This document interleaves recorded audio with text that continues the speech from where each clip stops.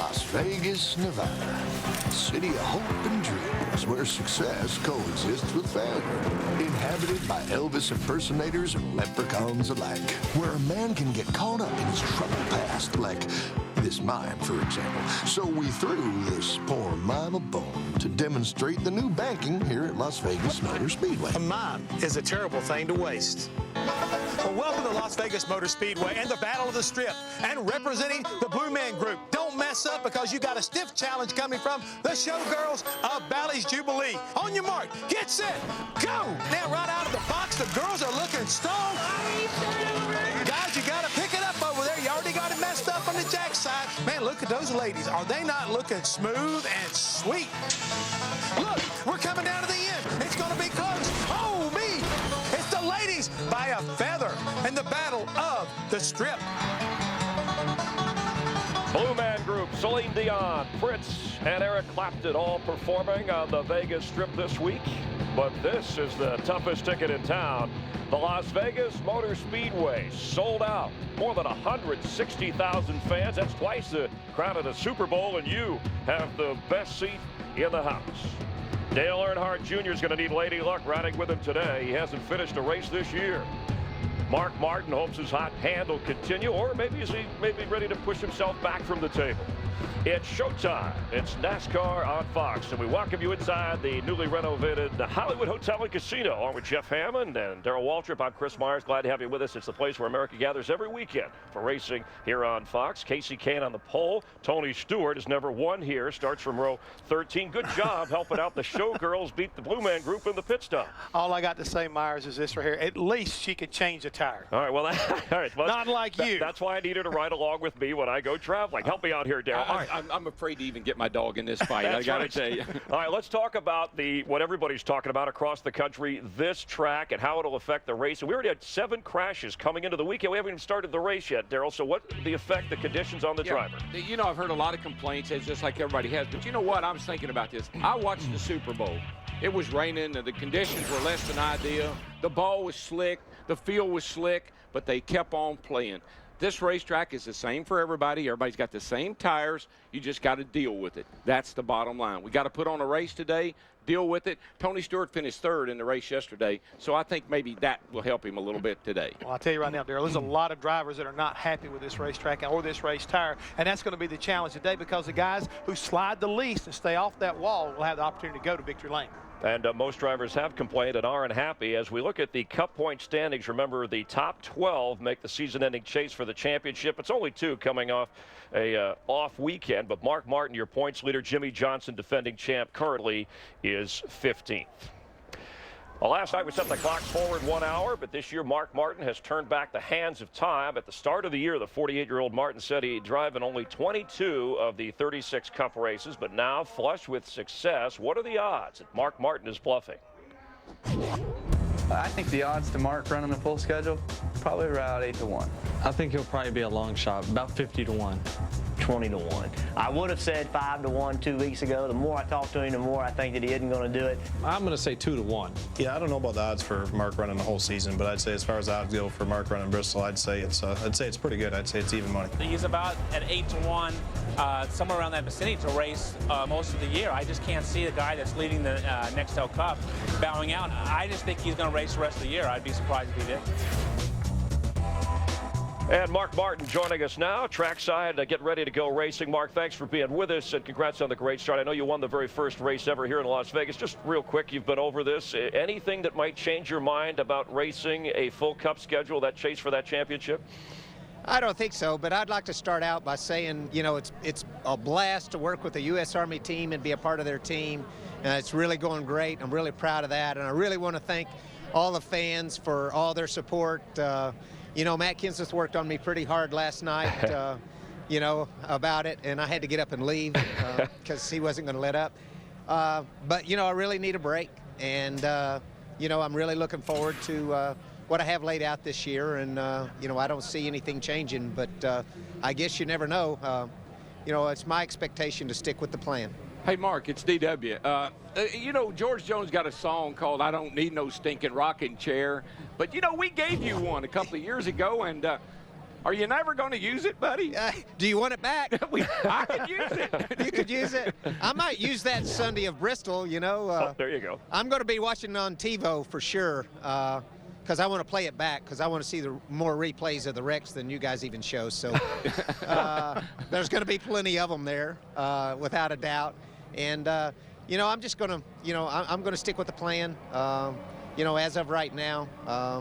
And Regan will do a great job. We've worked with him, and it's been a real pleasure to work with Regan. And you know, I really look forward to taking a little break. All right, thanks, Mark. Good luck today. Appreciate it. Thank you. All right, we hope to see you racing a lot more. Mark, of course, joining us from trackside, and we're going to go. He's going to go around the turn, and we're going to go around the track. Last year, a photo finish. And we're going to do our version of the photo finish with Las Vegas's own Kyle Busch. One bad night in the casinos. Drivers might need some extra cash. Greg Biffle, some tips on how to succeed at the craps tables. And they didn't break the bank, they just changed it. DW gets a sneak peek and breaks in the new Las Vegas banking in Drive and Ride. You'll get a better explanation of the track. The star of the movie Shooter, Mark Wahlberg, will check in. Will Jr. turn his season around? We'll talk with him. And our guys give it another go on Gas and Go. The Hollywood Hotel and NASCAR on Fox from Vegas continues.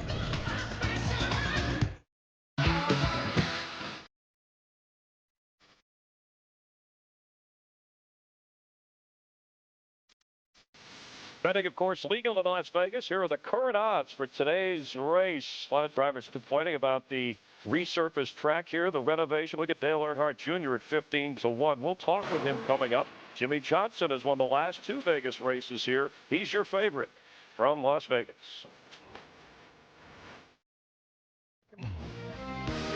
The Cat in the Hat, give it a Red Sox hat.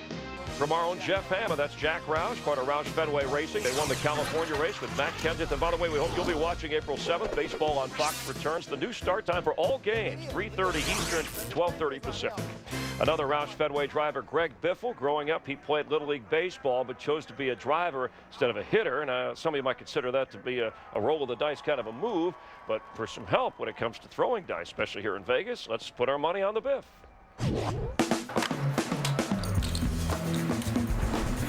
Hey, I'm Greg Biffle.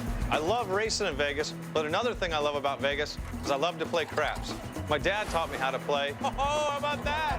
One of my favorite pastimes, playing with Benny Parsons. Oh, there you go. A lot of people think craps is hard to play, but it is fairly simple.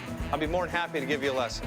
So the game starts with a pass line bet. The shooter will throw the dice, 7-11, instant winner on the pass line on the come-out roll. 2, 3, and 12 loses. Once the shooter throws one of these numbers and is established, it's called a point. Then the object of the game is to roll that number again before you roll a 7. You take odds behind your bet. All the numbers in the center of the table or in the red are one roll bet. That's the basics of the game. I love playing craps in Vegas, but the big money for me is won at the racetrack. And for Greg Biffle, this track, certainly he has not done well. He had the wreck back during testing, hurt his shoulder. There actually was a fire. Then in the Busch race, also wrecked. I don't know if I can say this or not, but he's crapped out a lot. Yes, that fits with his terminology of the game. But and part of the reason he's unhappy, and most of the drivers have been, Jeff, is the surface, $30 million renovation. This is the 10th year of Cup racing here at Las Vegas Motor Speedway. They increased the banking. But what are your thoughts on this track? Is it too difficult? What kind of racing will it provide? Well, I think it's got an opportunity here to have some great racing. The racetrack, the way it's laid out, transitions in and out of the turns, I think are really well done. The key is right now getting off this really hard tire that everybody had to come with, or Goodyear had to come with, kind of like, you know, for safety reasons. Once they get away from that, put a good tire back underneath, a little more grip to it, they'll love this place. It's a racetrack, and they got race cars, and these are race drivers. You go out and you do your job. Listen, if I ever start a race with a bad attitude, I always got a bad result. It's this guy's job to be sure that I got a good attitude, and it's my job to go out there and get it done. All right, so which crew chiefs, which drivers do you think will get over the psych-out job here and run well today? I think you've already touched on them. Guys like Tony Stewart, Jeff Gordon. They know, they've been around long enough and raced long enough, just like what Daryl's saying. You've got to adjust to the conditions. I mean, it's time to quit your complaining, guys. It's time. It's showtime. I mean, isn't the object to go fast and pass a lot of people? Well, Bill France always told me, I said, these cars are too fast. He said, hey, you're the one in control of that. You can go as fast as you want to. So today, that's the way it is. If you think you need to take it easy certain part of the race, then that's part of the strategy. It's all about strategy. All right, well, it should provide for a lot of activity, and the weather conditions could be up in the 80s by the time we get rolling here. Las Vegas, a town where Elvis still lives, and Don Rickles jokes they never get old, and you can't move around without bumping into a celebrity. That's what happened. We prove that every week. To our Steve Burns. Steve. All right, thank you, Chris. From horsepower to star power, Mark Wahlberg. And Mark, I know you're a big sports fan. In fact, one of your big hits this year was Invincible. A guy makes the Philadelphia Eagles off the street. But what about NASCAR? Is this your first experience? This is my first experience. I went to the Super Bowl this year, and it's got nothing on this. I mean, my heart is pounding. They kind of shoved us out of the way. They were bringing one of the cars through. I saw Dale Earnhardt Jr.'s car. I mean, I want to get out there. This is definitely the next movie that I want to try to do. All right, well, you do have a new movie coming out called Shooter. I've always wanted to do this. Let's take a look at the clip. There's going to be an attempt on the life of the president. The shot would be taken from beyond a mile. 5 or 6 men in the world make a shot like that. We need you to stop it.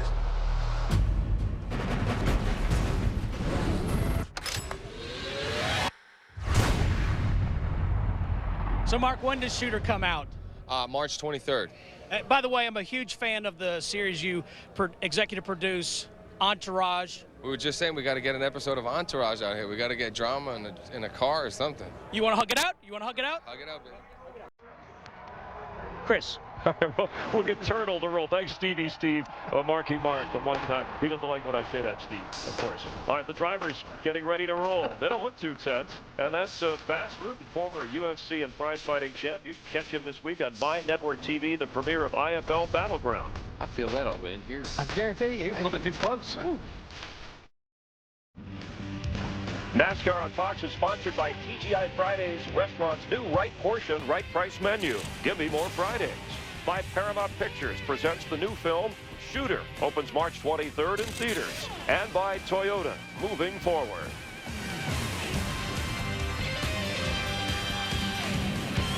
With Jeff Hammond, Chris Myers, back at the Hollywood Hotel and Casino here in Las Vegas. And the weather conditions, Jeff, as we see temperatures will get up to the 80s by the time we race today. The wind, maybe 5 to 10 miles per hour. I'm not worried about the ambient temperature. I'm more worried about the track temperature. If it's over 100 degrees and climbing, it's going to get slick. Over 160,000 fans nearby, Nellis Air Force Base as the backdrop.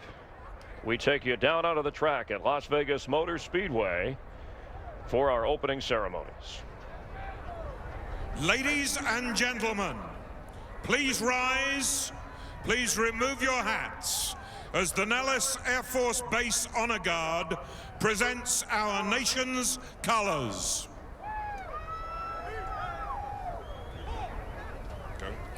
Please remain standing as Las Vegas Motor Speedway chaplain Kenny Farmer offers today's invocation.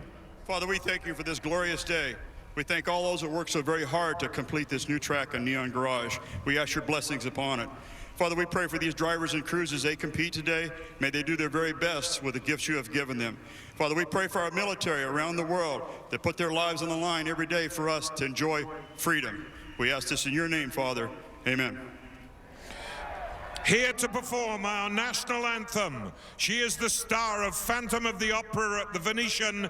Please welcome Sierra Bogues. Oh, say, can you see by the dawn's early light what so proudly we hailed at the twilight's last gleaming, whose broad stripes and bright stars through the perilous fight o'er the ramparts we watched were so gallantly streaming, and the rocket's red glare, the bombs bursting in air, gave proof through the night that our flag was still there. Oh, say, does that star-spangled banner yet wave? the land of the free and the home of the brave.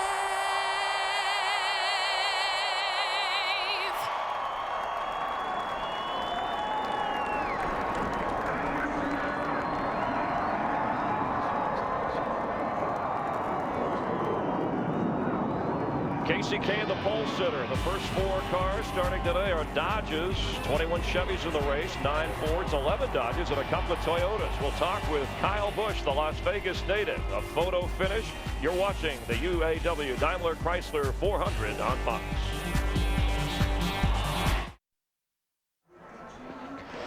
Welcome back to Las Vegas. This mile-and-a-half renovated racetrack, the 3rd Cup race of the 36 scheduled for the year. Glad to have you with us for NASCAR on Fox. The crowd here, fans represented from all 50 states, maybe a few planets. Yesterday at the Busch race, Sin City became Spin City. Jeff Burton passing Kyle Busch on the last lap to win. Kyle and his car both crossing the finish line backwards and then hit the outside wall. Made for a great photo finish. That wasn't the only photo finish that Kyle has been involved in recently. Welcome to another edition of Photo Finish. Our driver contestant, Kyle Busch. Thanks for being with us. Yeah, sure. No cash prizes for this, but just play along at home. Your girlfriend and your family, I guess you could say, right? Yeah, what are the names? That's the little family right there. That's Kelly and Susie. Kelly, she's on the left side, and Susie's on the right. And, of course, Tom, your dad. Yeah. So did he favor you, or does he favor Curtis? It depends who's winning. I think he favors me, really. No, okay, we won't show this to Kurt. Yeah. So now this is you and your brother Kurt. Yeah. Just kind of wedged in there, and it looks like, is he pulling on your hair there? Or? No, I don't know. I think he's just actually being nice and holding on to me there. So I'm probably pooping on his lap, though. So here, this is you a little bit older. Now you look like you're, posing for one of those catalogs or something. The sandals there? You like the sandals there? Very, very sad. Now this is you at a younger age. That's what I'm going to do to you. That Jackie Chan move. Yeah, you better get out of the way. I like the outfit, though. You like that? If you wore that today, we'd have problems. Yeah.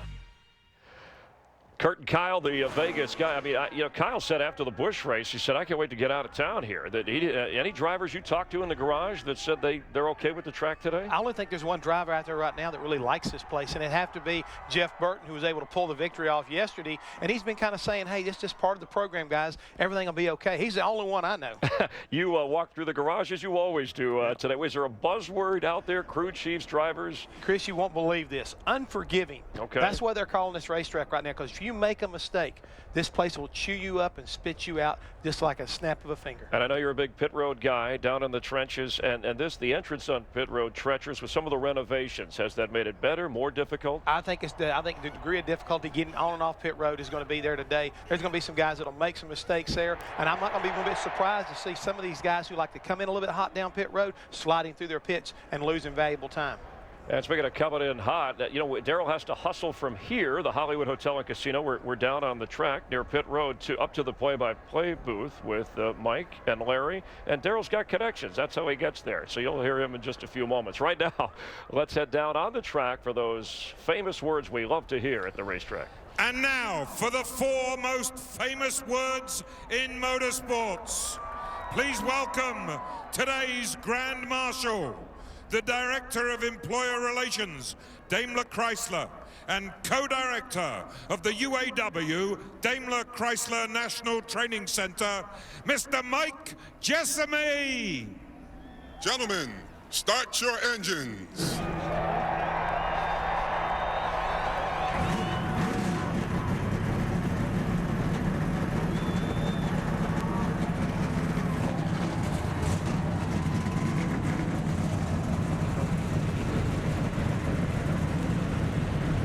So how will the drivers do on this track after coming off an open weekend? Let's head upstairs. Our play-by-play booth, Darrell Waltrip, Larry McReynolds, and Mike Joy, kind of our own Blue Man group. Hey, Mike. Hey, guys.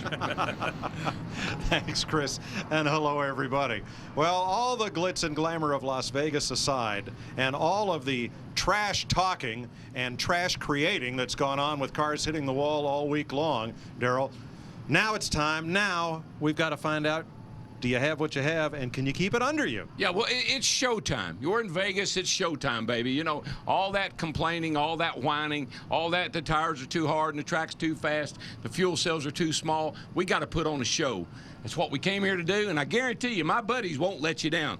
Will they, Larry? No, sir. Yeah, and I think the show that we're going to see, that's the unknown, and that is the question. And the reason, as Chris Myers alluded to, we've been racing here since 1998. But today, for the first time, the only thing that's the same from any of the previous races is the location of this track and some of the same drivers. We've talked about all the things that's different. The new surface, the more banking, the harder tire. But I think for the most part, what we do know we're going to see, a guy that doesn't have a good handling race car, he could be in that safer barrier. And like Jeff Hammond said, lots of mistakes could be made right there on pit road with the number of pit stops they'll be made.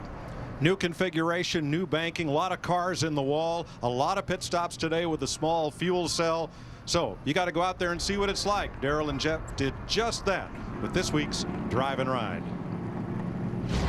Well, you know what everybody's saying, Jeff. There's a lot of banking, not a lot of grip. It's really, really fast. Tires are too hard. I've heard every kind of complaint you can hear. Let's see what we think. What do you say? I'm with you, baby. Let's do it. Got a little problem here coming off of turn 4. A lot of cars hitting the wall, but I can see why the banking really rolls out right there. Go down into turn 1. You got to get it right out next to the wall.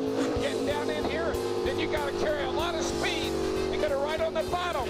The key to this racetrack, you've got to get back in the throttle as early as possible. Yep, you got to swing it down in here. Get that left tire down on that white line. There's a lot of grip on that white line. That left tire really likes that. Get back in the throttle, let it eat, let it go down next to the wall. Nice and tight down the back straightaway. So, Darrell, I got to know, did the guys here at Las Vegas Motor Speedway, hey, did they hit the jackpot or did they crap out? No, I think they hit the jackpot. I love everything about it. Viva Las Vegas, baby. Oh, Viva yeah. Las Vegas. Baby, you can drive my car. Nice singing voice. I'm told there were sightings of Hammond impersonators in the garage area today. I don't know if it's any good or not, all that information, but we sure do have fun doing it. No doubt. That's the main thing. Budweiser, the official beer of NASCAR, is sponsor of the Budweiser Pole Award given to the fastest qualifier at each NASCAR Nextel Cup race. Budweiser congratulates Casey Kane, this weekend's pole sitter and the latest Budweiser shootout eligible driver. It's his 13th career pole and his second at Las Vegas. Set to go for 400 miles on a track untested with this combination. Thrills and spills await. Mostly thrills. You're watching NASCAR on Fox.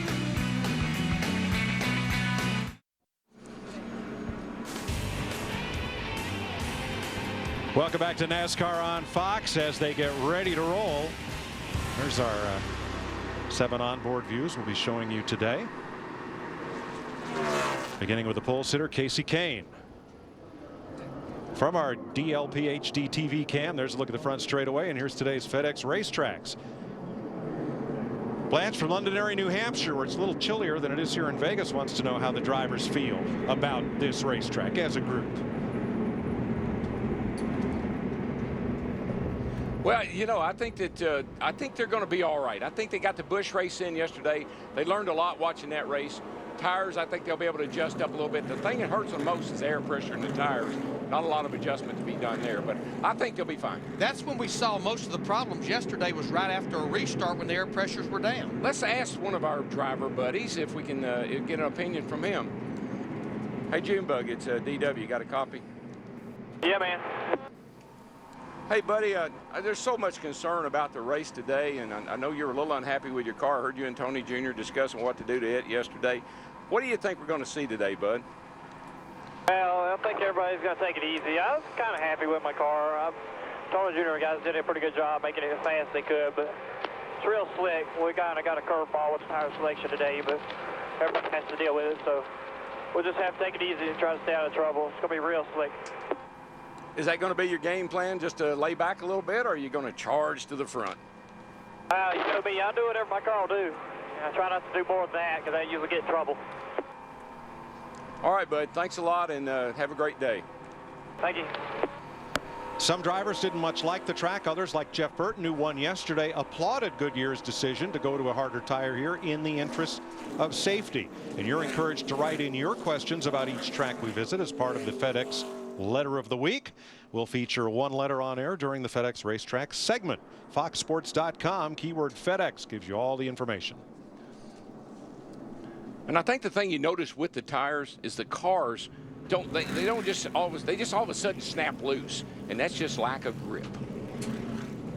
Yeah, it's like, I talked to a lot of the crew chiefs, Daryl and Mike, and they said it's like walking on top of a razor blade. You don't want to be loose with your race car. Saw a lot of cars get in trouble because of that, but you can't be shoving that nose either because you'll abuse the right front. Let's talk about the keys to this race today. Right here, get a grip. That's the big complaint. Hard tire, no grip, and plus the weather makes it even worse. We just talked about it. A very fine line on handling, not loose, but you can't have that front end shoving. Jeff Hammond talked about the small fuel cell. Lots of pit stops. You saw Tony Stewart Fontana had one of the better race cars caught for speeding. But you know what? Jeff Burton showed yesterday, never give up until you see the checkered flag.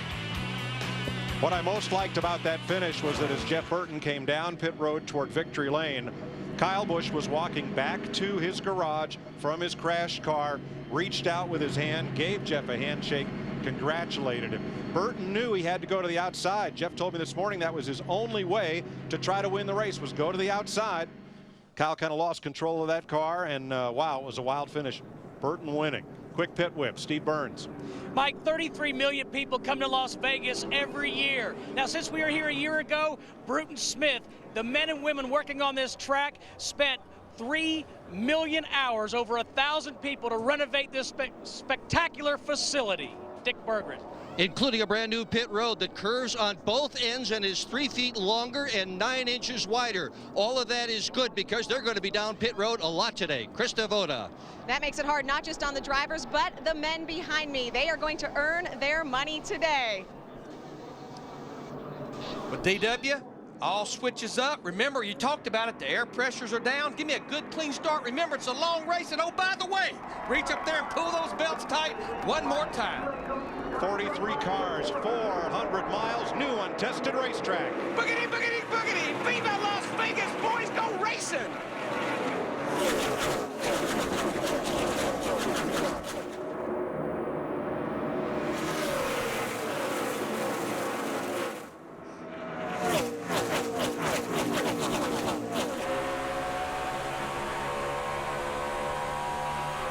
Pretty tense right now, guys. The track's been laying there in the sun all morning, pretty hot.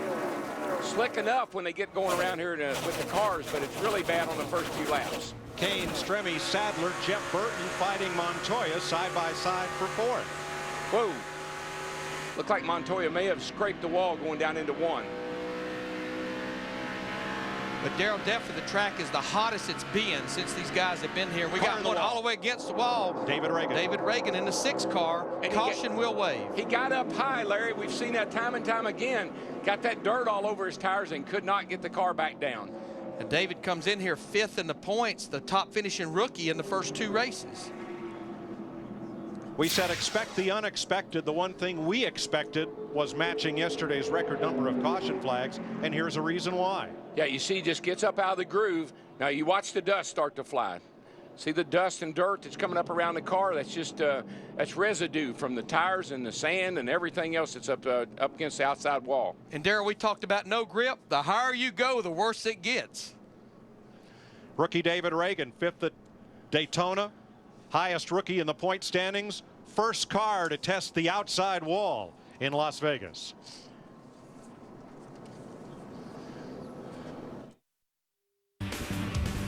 NASCAR Nextel Cup Racing on Fox is sponsored by Napa Auto Parts. Napa, get the good stuff. By DirecTV, just say ride shotgun on race day with NASCAR Hot Pass, only on DirecTV.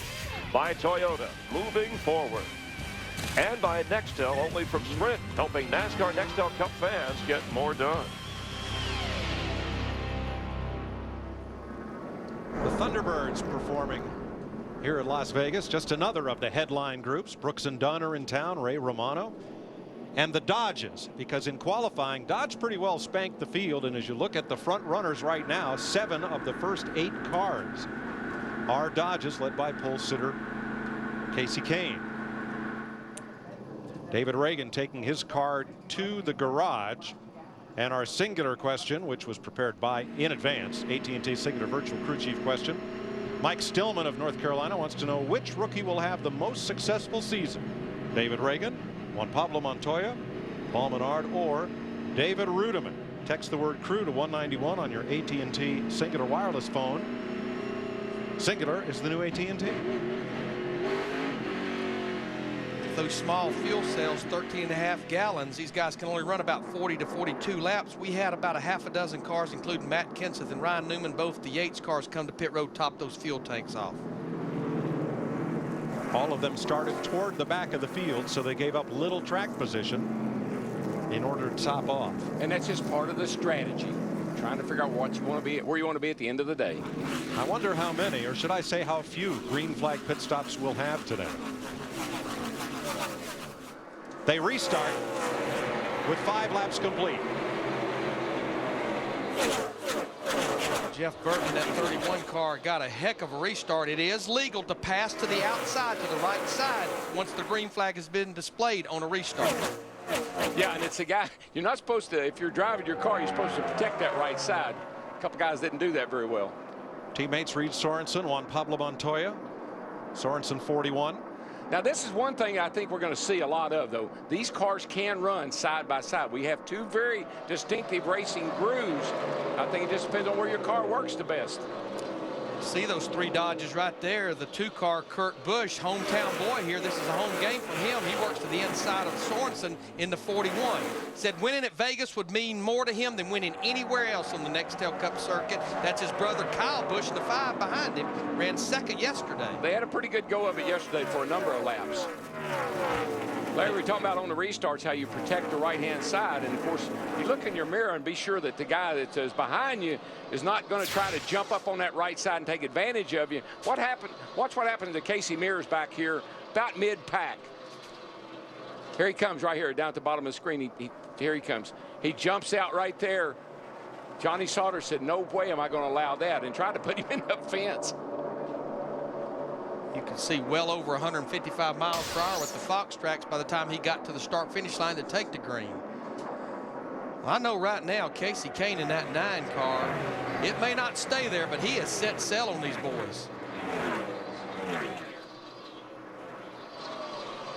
Sadler and Stremme fighting for second place. Well, not much of a fight, was it? It was not a fight at all. Those 2 Dodges. But David Stremme had a trouble good run turn 1. yesterday. Big pile up. Casey Mears is in it. Robbie Gordon. And this is about the way that Casey Mears' day started yesterday, about this time before lap 10 in the Busch race.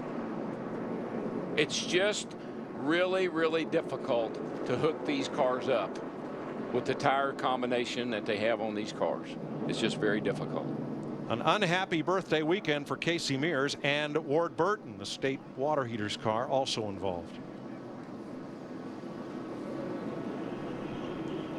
It's hard to get hooked up, Darrell, but it looks easy when a car gets loose to hook one into the fence. Oh, yeah. Well, there's no saving it. They just snap around.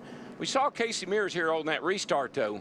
Saw him right here. Here he goes. We saw him on that restart try to get up on the outside. He got in the fence a little bit, but I don't think that had anything to do with what happens to him here. Ooh. It's almost like it all started with Robbie Gordon in the 7. Ward Burton in the 4 got together. Yeah, Robbie drove down underneath Ward, and they got together, and Casey was high on the outside in the 25 and put him in the fence. It was just a victim, and that's exactly what he was yesterday on that first caution, was just a victim. Well, you can see Robbie really stuck his nose in under Ward Burton in the 4 car there. A little bit, maybe he should have been a little more patient than that this early in the race, and particularly with all the conversation we've had about the track and the tires and everything. Robbie Gordon started 38th, was trying to move up through the field, and of those 3 cars, Gordon's has the least amount of damage. He's back on track after a pit stop. Well, we've run 9 laps. We got 3 cars in the garage already. And we got a bunch of takers on pit road, starting with Juan Pablo Montoya in the 42, and everybody from about 15th back on pit road. Because of the smaller fuel cell mandated for this race. And Montoya can't get out. He's a little blocked. Well, here's what's going to happen, Mike. Because of the tires, and don't need any tires, they just need fuel. You're going to have teams doing all kind of different things. Montoya tried to gas and go, and he couldn't get out because of the car in front of him.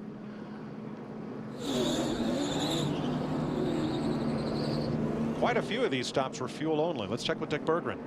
Well, Greg Biffle, who had crashed very, very hard here during testing, crashed again in a second test that was held here at the Speedway, is very uncomfortable with his race car, understandably so. He said it feels as if the tires just are not gripping the racetrack and doesn't know if it's a problem with the car, with the suspension, but he's called for a new set of tires and fuel. Steve Burns.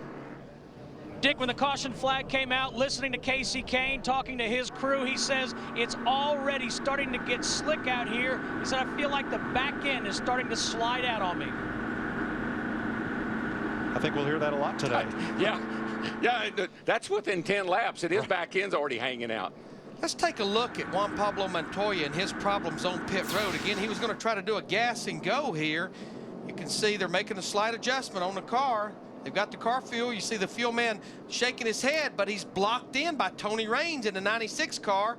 So really and truly, trying to gain some positions by just fueling only, it went out the window right there. Now, we say he was blocked in, Larry, but Raines was stopped legally in his pit box. Oh, yeah, there was nothing that Tony Raines did wrong. It's just the nature of the product we have there. I give him credit for one thing. He didn't throw it in reverse and try to back up. That'll tear a gearbox up quicker than anything. I think he learned that in the 150 at Daytona. He did at Daytona. He did that very thing, and I told him when I talked to him about it, I said the crew is supposed to push you back, and they did today. And he listened. They did today. 11 laps complete, 3 cars in the garage. Ward Burton, Casey Mears, David Reagan. Those are the little things, though, that really impressed me about Juan Montoya. He picks up and he learns from his mistakes. You're invited to participate in today's Domino's Hot Lap to play.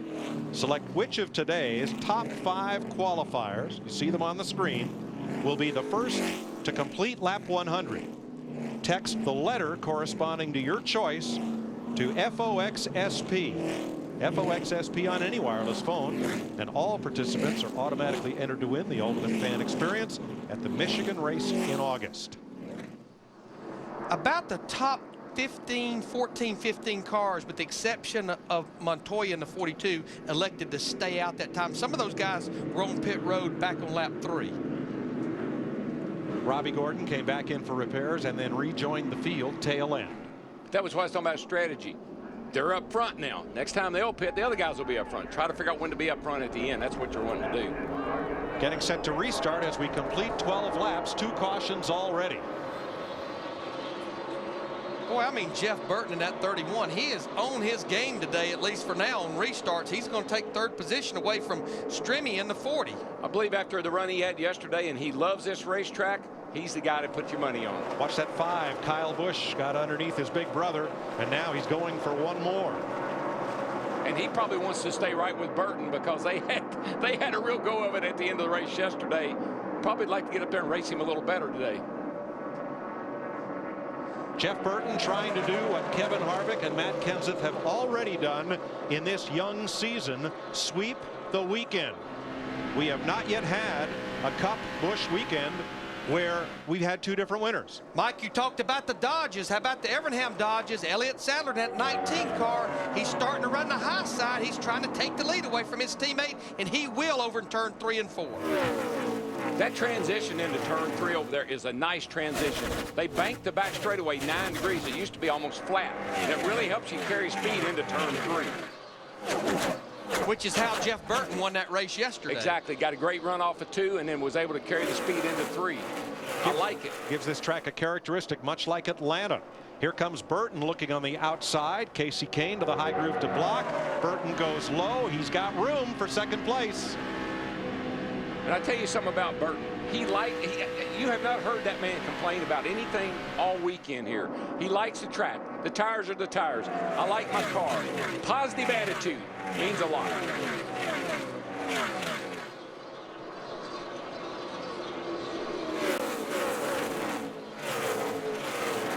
I mean, I love what I'm seeing right here. It's very rare we can go to a brand new surface 1.5 mile racetrack with this banking and not see guys run anywhere but right on the bottom. They're all over this 1.5 mile racetrack, in the bottom, in the middle.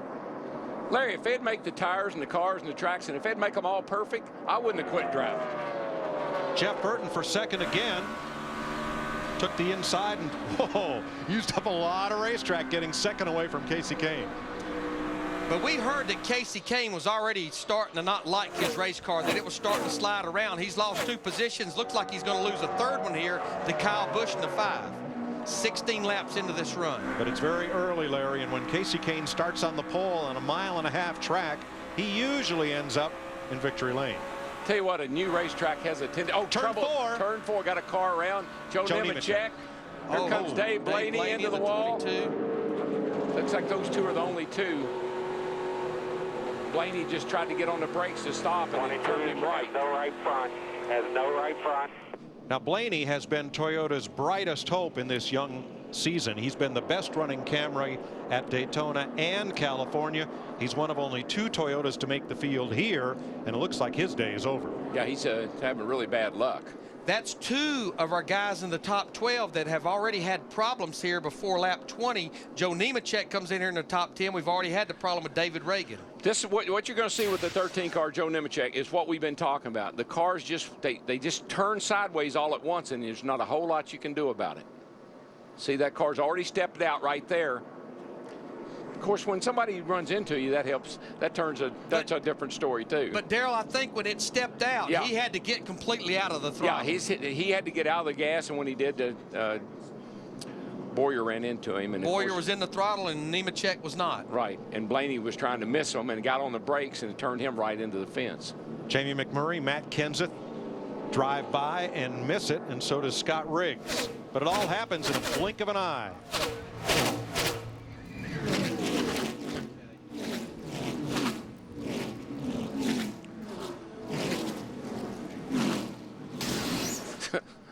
What's the record for cautions in the first 20 laps?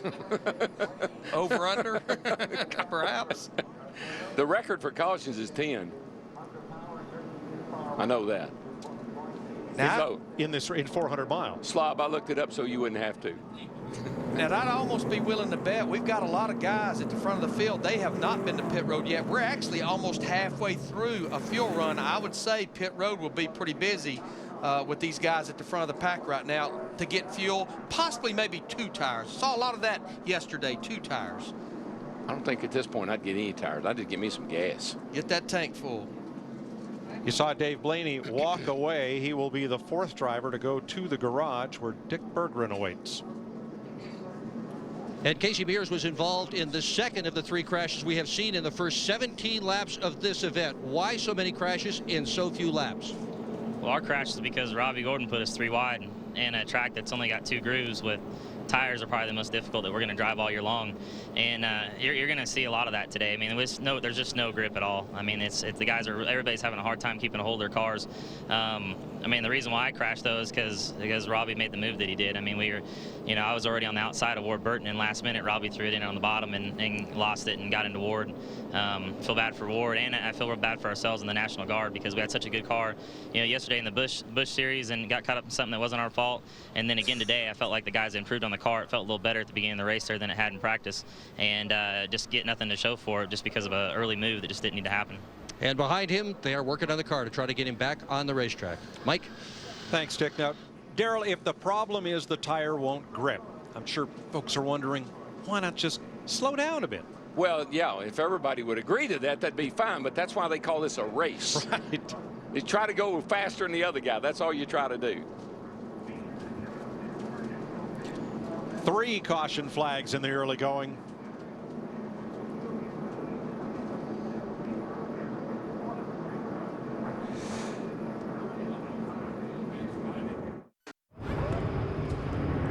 Welcome back to Las Vegas. 21 laps complete. Most of the drivers making pit stops under this caution and a variety of strategies. Watch Jeff Burton upper right take on fuel only, while Elliott Sadler gets tires. So does Kyle Busch. And pole sitter Casey Kane, tires as well. I think if I like my car, Larry, just give me some fuel. Don't touch it. I'm not surprised to see Casey Kane in the 9 get tires there. As you see him and his teammate Elliott Sadler, Kyle Busch get right side on. Remember, Casey was getting where he was not very happy with his car. They also made a chassis adjustment on that 9 car. Steve Burns. Right side tires only for Elliott Sadler, Mike. There was a lot of debate about what to do with the car. Elliott said he was just a little bit tight getting on the throttle. They ultimately decided to do nothing but change right side tires. Krista. Well, Steve, no tires for Kurt Busch. They made one small adjustment to the right rear of the Miller Lite Dodge. Kurt said after qualifying, before qualifying, actually, they made wholesale changes. It was like shopping at Sam's Club. One small adjustment, no tires for Kurt Busch. Dick Berggren. Jeff Burton relied on his crew chief, Scott Miller, on that last pit stop when he took fuel only. Miller's goal, try and get his driver in and out without tangling with Montoya, who is pitting in front of him. And they did it brilliantly. Two cars just missed, but that's all it takes, Mike, just miss. Thanks, Dick. 7 drivers stayed out. So the first driver who made a pit stop, that's Kurt Busch. In the Penske number 2, there he is, and you see he comes out 8th overall because the first 7 drivers stay out. And those top 7, including Jimmy Johnson leading the race, they were on pit road about 12 laps ago. Lap 10 the last time we had a caution. One of those 7 is Kenny Wallace, who started this race pretty deep in the field. Well, that was the advantage of pitting early there on that first caution. You're going to find yourself at the front sooner or later with all these pit stops. He's now the 7th place car. Jimmy Johnson trying to three-peat in Las Vegas and defend his win in this 400-miler, is the race leader as we go back to green to start lap 24.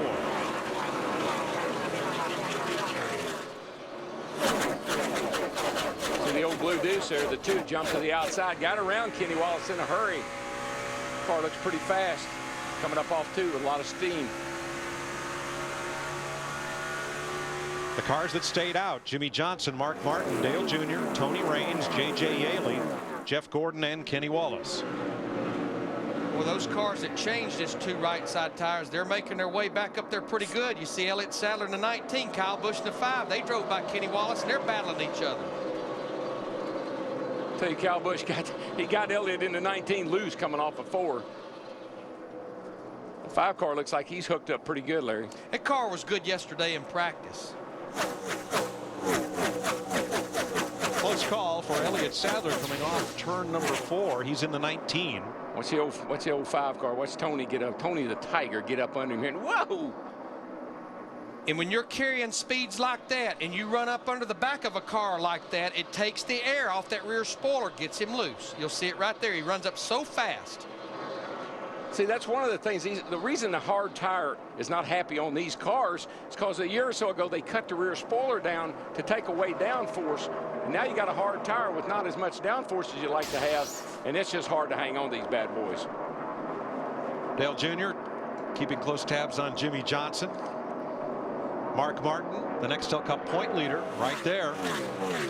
Boy, Kyle Busch in the 5, he was all the way on the apron here at the start-finish line. But as you said in your ride and drive, DW, there's no out of bounds here. No out of bounds, and he made it 3 wide across the line here, and he is on a mission. He is. That boy's possessed. I mean, he wants to win this race so bad. And if he can't win this race, he wants to beat his brother so bad. And, you know, take a look at this right here. They just come off the corner but here. Look who he's passing. He's trying to pass his brother in the 2. And he's not forced on the apron. Nope. He just went down there on his own accord. And I guarantee you there's not a lot of grip down there on that apron. Whatever it takes. You got to love it, though. He's got another one, Jeff Burton. Like we've always said, you can slow them down, but you can't speed them up. An even faster track next week, Atlanta. On Fox. Oh, yeah. But I tell you, Kyle Busch caught his teammate Jeff Gordon in that 24 so fast, he had to jump on the binders getting into turn 3. It's like Jeff coming off turn 2 either didn't get off 2 very well or knew he was coming and was looking for a place to hide. See J.J. Yaley there, the 18 car. I know he's up in this position a lot because of strategy, but give a call to J.J. and his crew chief, Steve Addington. This is a backup car. He crashed the minute he went on the racetrack in practice on Friday. Yeah, very first lap, wrecked the primary car. Shrugged it off, put the backup car solidly in the show, and here he is racing in the top 10.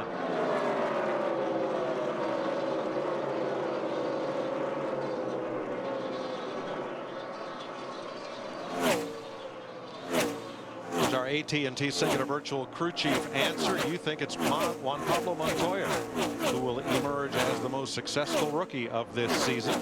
Pretty good guess, since two of those guys aren't even, you know, Regan's in the garage and Ruderman didn't make the race.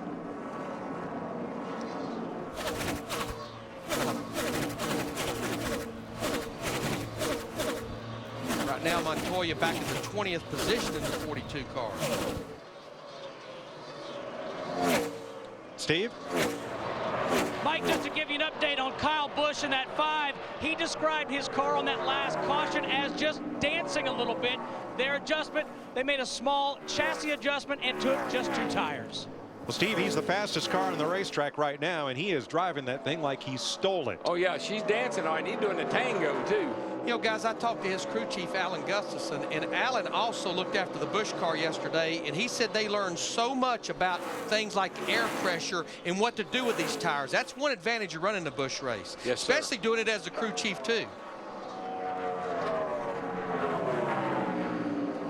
And Kyle just keeps on coming. I mean, it's like Mark was in 3rd gear. I mean, that 5 car is flying. He's a good 2 to 3 tenths, and in some cases more, faster than the other guys in front of him. He's running 31.30s, and the guys he's racing and passing are running 31.50s and slower. But guys, he's had this type of a race car the first 2 races, just didn't capitalize on it at the end. And that's what it's going to require, Larry. Patience. Darrell, let's have a lap here with Dale Jr. in 2nd place. Junebug's liking his car. I heard him yesterday. He was complaining a little bit about it, but I think they've helped a lot. Turn 4 right there. It's a little tough. You get a little tail happy off that corner. There's that apron we're talking about. A little free off 4. We've heard that a lot. Right out next to the wall. Matter of fact, you'll scrape it every now and then as you swing off into turn 1. You want to keep that left tire on that white line right there. That's where all the grip is. Wide open up off the corner. You see 100%. Down this nice 9-degree bank straightaway into a 20-degree bank turn. Great transition, a lot of speed. And Darrell, he must not be as loose off turn 2 because he didn't have to play with the throttle as much as you see him playing with it off of turn 4. Car's got a great attitude, looks good on the racetrack. I'd be happy too. Well, there's only one thing on this shot, Darrell, not to be happy about. Oops. That minus 2.4 seconds, because that distance is somewhat growing. Jimmy Johnson is leaving Las Vegas. It's early, really early. Oh yeah, we'll stick around. Jimmy Johnson, I drive for Hendrick Motorsports, and I'm from El Cajon, California.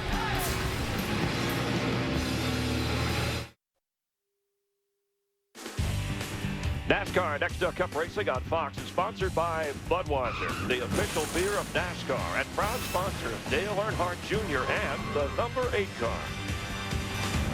Spinning down the front straightaway, rookie Eric Almirola, the Joe Gibbs development driver, who qualified this number 80 to race today and might have just made a little light contact, maybe with the outside wall as the car snapped around coming off 4. Yeah, he just turned 4. It's got an odd transition to it, and the car will snap loose. We've heard a number of drivers complain about loose off. He was loose off, but it did hit the wall pretty hard once it came around with him. Started in go-karts at age 8 and has impressed everybody ever since to earn this opportunity to race a Nextel Cup. Just gets around with him. We've seen that time and time again. If he'd had the wheels turned, well, no, that was not anything he could do with that. That was a good job to minimize the contact. Nice shot from our ultimate picture cam. And we're under caution once again. Pretty good timing, Larry. I think the guys were needing some gas. Well, that was the longest green run that we have had right there. We're going to see everybody on pit road. It's been 17 laps since that restart, so I think you will see feeding time. The only car left on the racetrack will probably be the pace car. Almirola will be able to continue. Right front damage, but nothing severe. 4 cars in the garage. David Reagan came back onto the racetrack after repairs from the first caution of the day. There's the big long sweep from turn 4 onto pit road. Dick Berggren. Jimmy Johnson's crew chief Chad Knaus has called for 4 tires, and he has communicated that message to the pit directly in front of him. So Johnson will have plenty of room to get out. Christoph. 4 tires for Jeff Gordon. His exact words on the radio, it's like ice out here. He is super loose everywhere. Steve Burns. 4 tires as well for Kyle Busch, Krista. He said that his car is a little bit antsy in the back. They're going to make an air pressure adjustment. Kyle Busch a little late exiting heavy traffic on pit road. I'll see. Well, again, we had essentially about 38 cars on pit road. Now, Matt Kenseth, who was running in the 22nd position, he stayed out. He led that lap. He'll get those 5 bonus points, but he'll be in this lap, I'll guarantee you. Matt Kenseth, the California winner, out in front. We're under caution.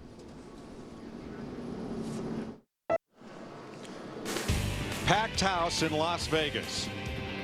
What a great destination to come to a race. 170,000 seats plus more than 10,000 in the infield. It's been sold out for more than a week. Wow. Here's our DLP amazing moment. March 12th. Last year, Jimmy Johnson led only the last lap in the closest Las Vegas finish ever, 0.045 seconds. He beat Matt Kenseth and then went on to finish 1-2 with Kenseth in the Nextel Cup Championship. Look who our leader is. He just added 5 more Nextel Cup points to his tally. Our points leader, Mark Martin. Who said in the pre-race, I have no plan to run Bristol right now. I have no plan to run the whole season. That tune is changing. It's losing momentum. He left a couple of cracks in, the door there. Speaking of changing, change your volume control. At 44 laps, we're going to restart. We'll let you crank it up and enjoy the sounds of speed on Fox.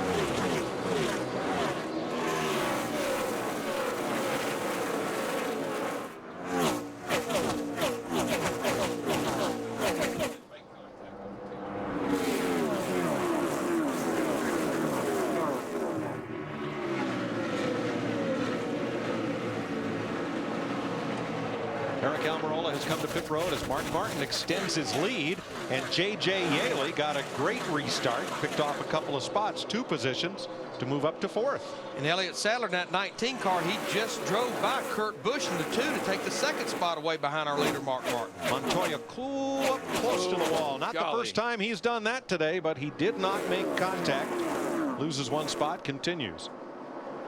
Reed Sorensen, the 41, as Jimmy Johnson tries to work his way back up through. Man, the 41 got all sideways right there in front of that crowd. That was almost a mess. There's Kyle Busch again. On the apron again. He's going to have an apron. They're going to give him an apron when this race is over with.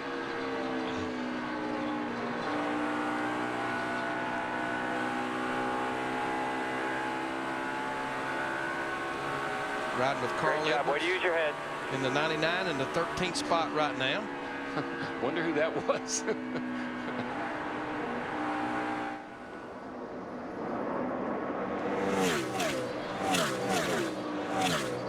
Boy, those cars dance off of turn 4. Holy smoly. You're back in the throttle or trying to pick the throttle up so early in the middle of the corner, actually before the center of the corner, and you're just carrying so much speed, and the racetrack just runs away from you. Yeah, over it there. flattens out as you come off that corner. As nice as it is off of 2 and into 3, it's just a little difficult off 4.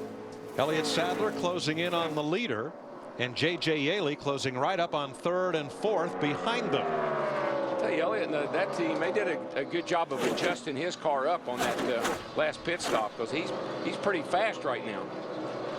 Yaley caught this group easily. Casey Kane came down, closed the gap so that Yaley couldn't make the pass. Now it looks like he's settled into 5th to ride for a while. You know, before that caution, we had a ton of Chevrolets out of the top 15. We got a battle for the lead now between a Dodge and a Chevrolet. Elliott Sadler, he's been working that high groove. He'll definitely take the lead away from Mark Martin. He'll lead this lap of the 19. All clear, pulling away again by 2. Steve, that looked like a gimme. Looked almost like Mark let him have the lead. Absolutely, Mike Joy. I spoke to crew chief Ryan Pemberton for Mark Martin this morning, and he said their game plan was to be conservative. He said if we're going at 90% and we can see the lead at the end of the race, we'll have a shot to win this race. And by the way, guys, he's running a conservative setup, kind of an old school setup chassis-wise. Mark Martin's going to float that car into the corners instead of charging it. See, that's the thing that Mark's so good at, and I think that's why he's helping this operation. He doesn't buy into all the tricks. He sticks with what he knows, the basic, what we've done for a long time setup. The Dodges all qualified well, and at one point in this race, they had 7 of the first 8 positions. Now they're sitting there with 4 of the top 6, and I was saying before the caution, it was mainly all Chevrolets up at the front. Right now we got a Chevrolet battling a Dodge. You got Tony Stewart in the 20 car. This is a battle for 20th. Tony has not liked the combination here since he unloaded on Friday. Boy, Montoya in that 42. He's got a problem. He's got his hands full. And I like the spotter making the explanation. The car behind took the air. Wait, I can't get up to the gas. I can't get in. Head forward. Head forward. Just hang on there best you can, bud. We'll get her fixed up. Crew Chief Donnie Wingo there. 3rd place race. Nice and smooth. That's a good place to run right there. You got a guy about 2 or 3. Casey Kane, Kurt Busch just ahead, and J.J. Yaley filling up Kane's rearview mirror. And when you're way too loose, like you heard Montoya talking about being way too loose, there's just no place to hide. You got a car behind you, you got to let him go, and it's one right after another till you end up at the rear of the field. See Jimmy Johnson in that 48 car creeping back in the picture, was leading this race before that last caution. Right now up in the 6th position. Talked to Chad Canals, his crew chief, this morning. I said, Chad, to win this race, who do you think you really have to beat? He said, Larry, what I saw yesterday, we just don't need to beat ourselves. I think we're good. Yeah, you got to beat the track today. This is a race to track. Do like Mark Martin did. Somebody gets to race and you move out of their way and let them go. Get them at the end, maybe. This is a thinking man's race. This is where you got to sit there and think about what you're doing, not get carried away racing people. Matt Kenseth fighting heavy traffic, Dick. And he is one of the thinking men for sure. Right now, Kenseth in 30th position. He started 37th, the worst qualifying run he has ever had here at Las Vegas. Now, last week, everything went well for Kenseth. He won the Busch race. He won the Nextel Cup race. But today, he has his hands full. On lap 40, he told the crew its brakes were almost used up that early in the race. On lap 51, he told them the car was so loose, it was almost undrivable. You know, Mike, Matt won this race from furthest back anybody, 25th spot in 04. So starting back is not a problem for him, as we've seen in the past. Got this battle for 3rd place shaping up there. Jimmy Johnson in the 48 car goes to the inside of Casey Kane in the 9. The 2 and the 9 running the high side. The 48 right around the bottom. And I think you've already seen an improvement in the cars. Those first few cautions, you get in, you work on your car, you make some adjustments, then you can do some more serious racing. And here comes Mark right back underneath Elliott Sadler off turn 4, taking a look. Think he might be able to make the pass. Elliott returned. You see how Elliott returned to favor, and here's a battle for 3rd.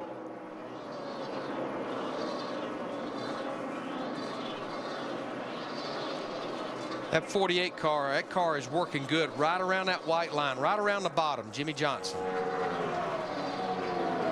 But yes, like Mark Martin said, go ahead, Mr. Rabbit. You go out there and lead you a little bit. You'll come back to me. Well, yeah, and it could have very well been a deal. I mean, sometimes there are deals made and we don't even say a word. They're just things that you understand. That guy wants to lead a lap, you let him. When I'm better than you are, I'll go back by you, and you let him. Because one thing you won't often see is Mark Martin overextend his race car. But he's back out front now. The Nextel Cup point leader, Mark Martin, leads for the 2nd time today. Good to have you at the UAW-Daimler Chrysler 400. It's NASCAR on Fox from Las Vegas. The rookie, David Reagan, on the second lap into the outside wall, bringing out the first caution. A flurry of cautions. We have had 4 so far in this race. This was the second. And you see that Robbie Gordon to the 7th car, kind of igniting with Casey Mears and Ward Burton. Later, Mears would complain and say that there's just no grip on this track, something they were worried about coming in. And then Dave Blaney, after Nemechek got a little bit loose, it appeared, Clint Boyer into him.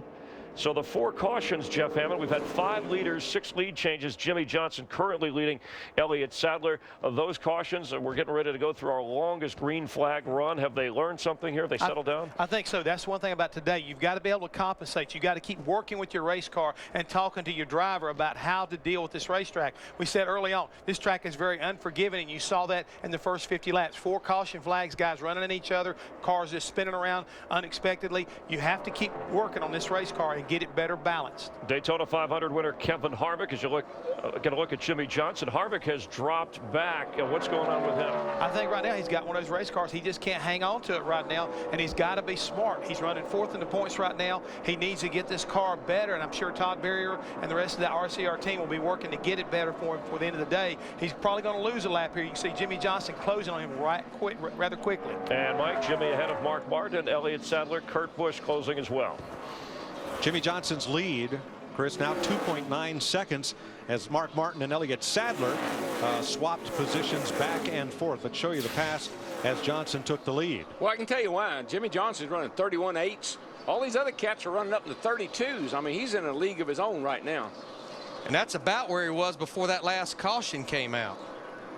But just to follow up with Jeff Hammond on Kevin Harvick, I'm just not sure that Todd Berrier, his crew chief, the 29 car, they're going to be able to get that car better. They have fought that car tooth and nail since they unloaded. They told me this morning since their teammates Clint Boyer, the 07, Jeff Burton, the 31, was pretty good. They just mixed the 2 setups from those 2 cars and put under the 29.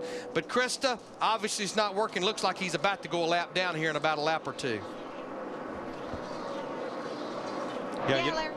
Go ahead, Kristen. Yeah, sorry about that. On that last stop, Kevin Harvick said that his car was, quote, scary loose. They made an air pressure and a wedge adjustment and put 4 new tires on. But right now, the car is just not coming to him. In fact, his teammate Clint Boyer had a little trouble on that last stop as well. They thought that they had lost a cylinder. They switched ignition boxes. Turns out one of the cylinders just got overloaded with fuel. He's fine now. Thanks. Mixing setups, Larry. You know what happens when you mix chocolate and strawberry ice cream together? You know what you get? And that would be? I don't know either, but here, you eat it. It's not too good. Well, when you start mixing setups on race morning, that means you're desperate. Right. 70 laps complete next time by. Steve, and Mark Martin's having a super strong run here, 2nd place. Yeah, Mike, just wanted to let you know one of the other things Ryan Pemberton shared this morning was that Mark Martin gives him very precise feedback. Seconds ago, Mark said the car is neutral. Do not take any air out of the left rear tire. Ryan responded 10-4. And you know what other desperate people do? They pit 10 laps early after they get lapped. You see Kevin Harvick, 29 car, already on pit road. And actually, Goodyear's got these things set up where you can only take air out of the left side tires. Boy, here's a battle. Kurt Busch, Jeff Burton, J.J. Yaley. And they're all fighting for 4th place. Yeah, Darrell, they mandate the right side air pressures just to help the durability of them. So, yeah, you can only really go down on the left side. I think they recommend 34. Minimum is 30 on left sides, which is not as low as we'd like to go, I'm sure. Hey, Yaley's had a great start to this season. 12th at Daytona, 13th at California. He is 8th in the point standings in that green 18. He's got his hands full right now with the 2 Busch brothers, though. Kyle Busch in the 5 just drives right down the bottom of the racetrack and just goes right by him. That's when you get, that's bushwhacked right there. Well, a couple of laps ago, he almost got bushwhacked by a big brother. That'd be Kurt in the 2. Watch this. Coming off turn 4. Kurt got loose, but corrected it. Yaley was right there at Kurt Busch's quarter panel. Pretty close call. No harm, no foul. The Busch brothers again side by side.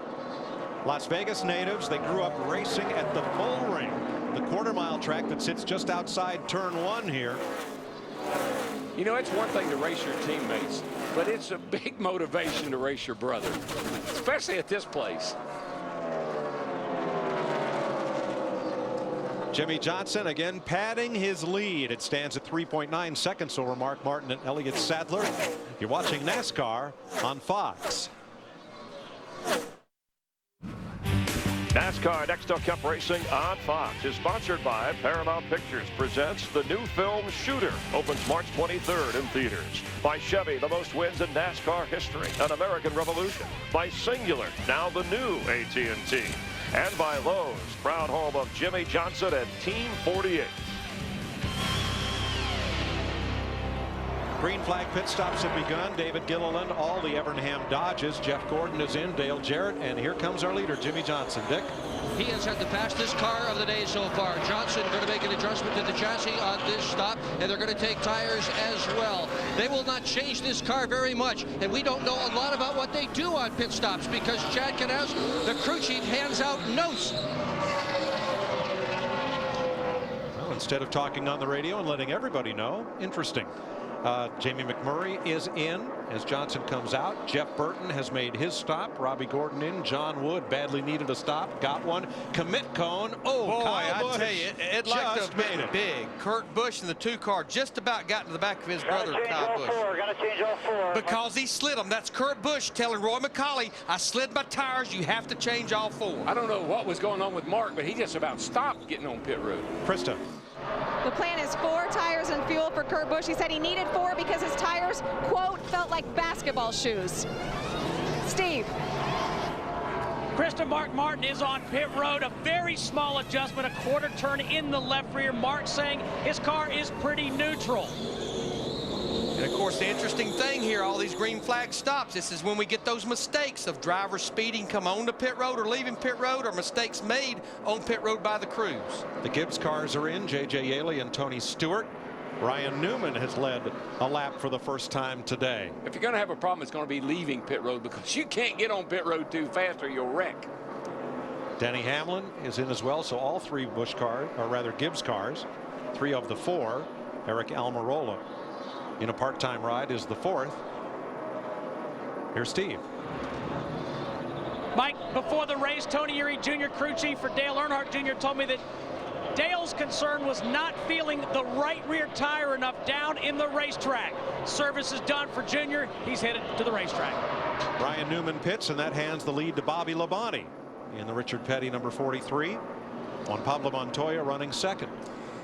And there we have one already penalized for entering too fast. Paul Menard, the 15 car. He'll have to do a pass-through penalty, Krista.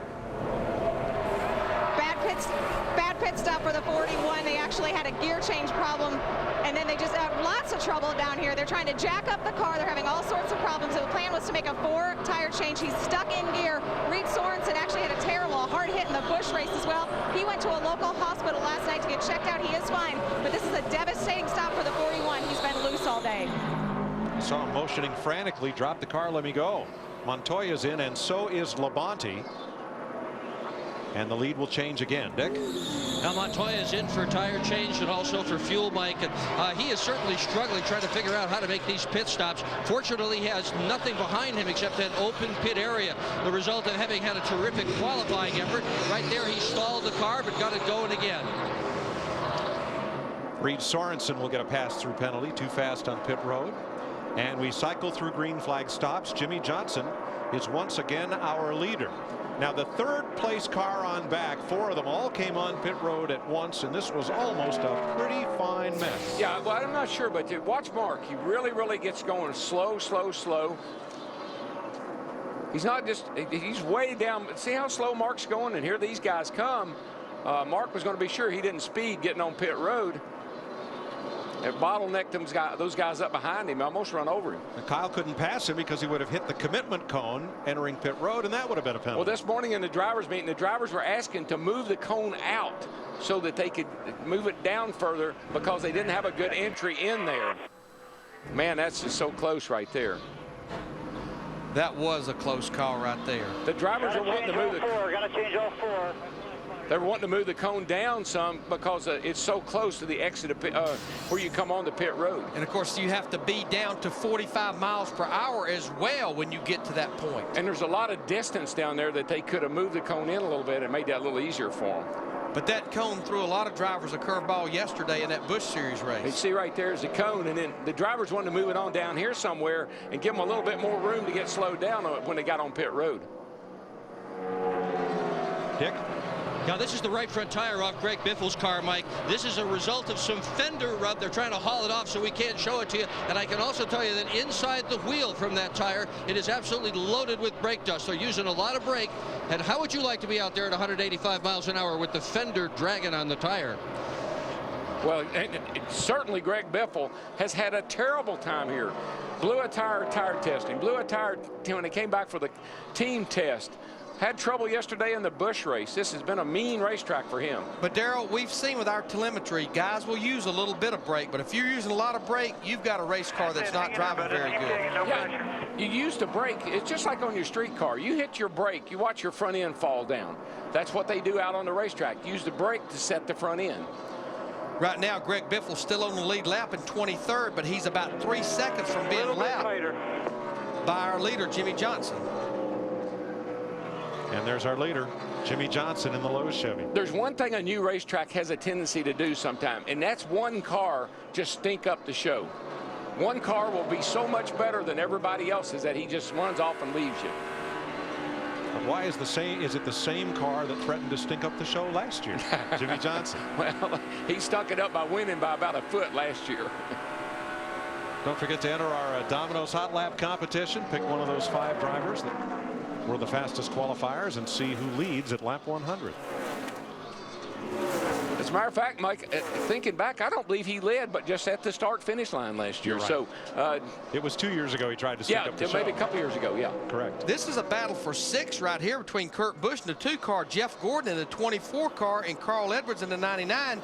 Jeff Gordon didn't qualify very good, but they actually got pretty happy with that race car yesterday at the hottest part of the day in final practice. You know, I know Jeff's driving the Nicorette car, so it's a lousy pun, but going into the corner, that thing is smoking. Yes, it is. I'm not sure why, but if I had to drive off the corner 190 miles an hour, I might start smoking. No. The car, Darrell. There was smoke from the car last time he went off into turn 1. Let's look again this time. Could have been just a little bit of tire smoke. I think it was tire smoke. Jimmy Johnson, your leader, at 90 laps, 177 to go in Las Vegas. NASCAR Nextel Cup Racing on Fox is sponsored by Allstate, official insurance sponsor of NASCAR. Jimmy Johnson still leading now by 6.5 seconds over Elliott Sadler. Today's Allstate Good Hands driver, Juan Pablo Montoya. Watch this.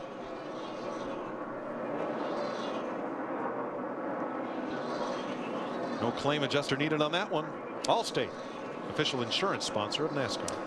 Need to make note that Ward Burton, after being involved in that crash back earlier in the race, he went back out on the racetrack in the 4 car, but they have black flagged him. When you go back out after a crash, after repairs, you have to maintain minimum speed.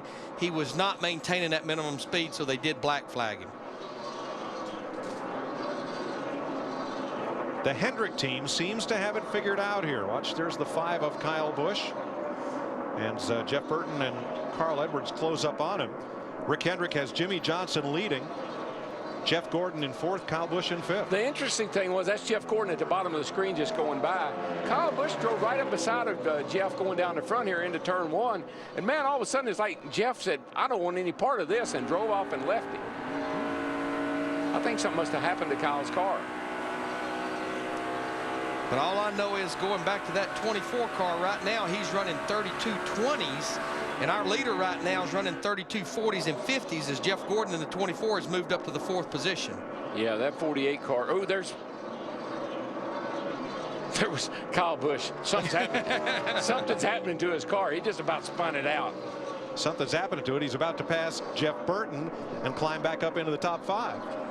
Actually, I think Burton in the 31 just went by him, and now Kyle Busch has his hands full of Carl Edwards in the 99, Kevin Harvick in the 29, a lap down. See his car step out off of 2. I could see the number on the right side when he came off of 4 that last time.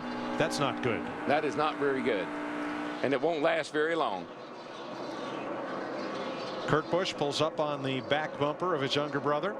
And it happened all at once.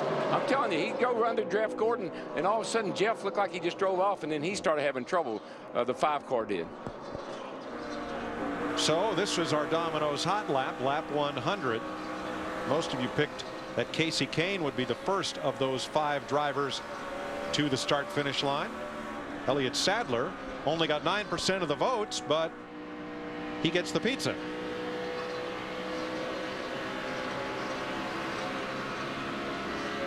You're all entered to win the ultimate fan experience at the Michigan race this August if you participated, and we congratulate Elliott Sadler.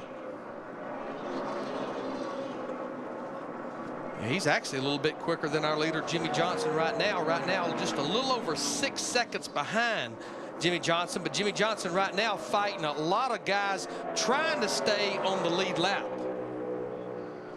I don't think they'll hold him up very long. He just is able to turn that car down where other people can't. You see him there. He turns down in the middle of 1 and 2. Not quite able to complete the pass, but he's back in the gas much harder and quicker than the other guys seem to be. Martin Truex Jr. in the 1 car right now back in 24th position. So when Jimmy Johnson gets by him, we'll have 23 cars on the lead lap after 102 laps in the books. Got to be impressed with the 19 car. This is the best run they've had for a while. Steve can add. Yeah, Mike Joy, Elliott Sadler just told crew chief Josh Brown, I feel like my race car is out of the racetrack on entry and exit. Josh Brown said if we get 2 tires, we'll make a chassis adjustment. If we take 4, we'll make an air pressure adjustment. And Darrell, I think what a crew chief has got to do today, and you talked about this in the pre-race with Jeff Hammond, he's got to tell that driver, look, I know you're not happy with your car. I know it's sliding around, but you are the 2nd best race car. You are the 3rd best race car. He's got to be a little bit of a salesman. Sadler around Ricky Rudd, whose Ford has gone a lap down, running in 30th. And Jimmy Johnson putting Martin Truex into the free pass position. Truex fighting to stay on the lead lap. And Larry, just like you said, I mean, it's not a matter of how good your car is. It's how good your car is compared to everyone else. And that's really what I need to know as a driver. I'm complaining about my car, and you need to be telling me, dude, you're better than 40 other guys. Yeah, like Elliott Sadler, Josh Brown, you're running 3250s. The leader's running 3270s right now. Look who's popped up into the top 10, Clint Boyer. In Richard Childress's 07. Christy, he was the fastest car in practice yesterday, and now he's in the top 10. Yes, he was, and in fact, in the last few laps before that last pit stop, he was the fastest car once again. Remember, he had that problem earlier, but they got that all worked out. Now, like a good blackjack dealer, he has just had to shuffle his way through the field. He is doing just that. The car is just where they want it. In fact, he said earlier in the race, he was really good center and up off, and he said that is where we are going to wear them out all day long. Caution is out. Johnny Sauter. He pounded it off of 4. Yep. Get down there, get down there. Sudden impact. Plastic booty, just too loose, dude. Oh, I know.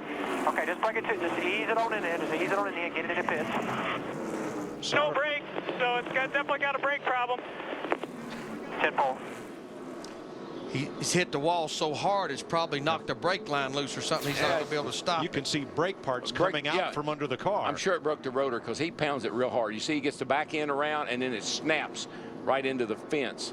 And it was a hard lick. Or Reed Sorensen in the 41 just getting by. There he goes right up top screen. Hard right with the hit the wall with the right front tire. I know this wasn't a very timely caution for Johnny Sauter, obviously, but boy, it was a very timely caution for guys like Matt Kenseth and Greg Biffle. They were just about to go a lap down here when this caution came out. And that's partly on the 17 car. Remember, he stayed out and led that lap. He restarted at the rear of the field on that last restart, and he almost paid the price for it. Now, of the Dodges that qualified up front, 3 of them have gone a lap down. Montoya, Stremme, and Riggs. Montoya will get the free pass on this caution. And that's the thing the Dodgers have fought in the race. They all seem to qualify well, but they redid the nose, redesigned the nose, thought they had that in-traffic problem fixed, but maybe not. And that fight that Martin Truex was putting up with Jimmy Johnson on the 48, it paid off because he stayed in front of Jimmy Johnson. He was actually there when the caution came out. But I'm going to tell you, look right here. These guys were going at it and going at it hard. Truex trying to stay on the lead lap in the 1 car. This was coming up off of turn 2 shortly before the caution came out. And at the moment of caution, the last scoring loop in the track they had passed, Truex was ahead of them. Dick? Jimmy Johnson pits out of the lead, and just before he came into the pits, he told his crew chief, Chad Knaus, that the car is real loose. And they're going to tighten it up. Krista. Some audibles being called down in the 24 pit. It was going to be a 4-tire stop. Instead, rights only. Steve. Right side only for Elliott Sadler. He said, don't make my race car too tight. On the other hand, Mark Martin says, no changes. 4 tires, boys. And Mark will get out second behind Jeff Gordon and ahead of Elliott Sadler. Mark is sitting right where he wants to be. He's not pushing. He's just riding along. A little surprised at some of those right side changes only because we were almost to the point where we were going a full fuel stop there. Well, do you want more? You want new hard tires, or you just want the hard tires you got on the car? Good point. Let's go to break.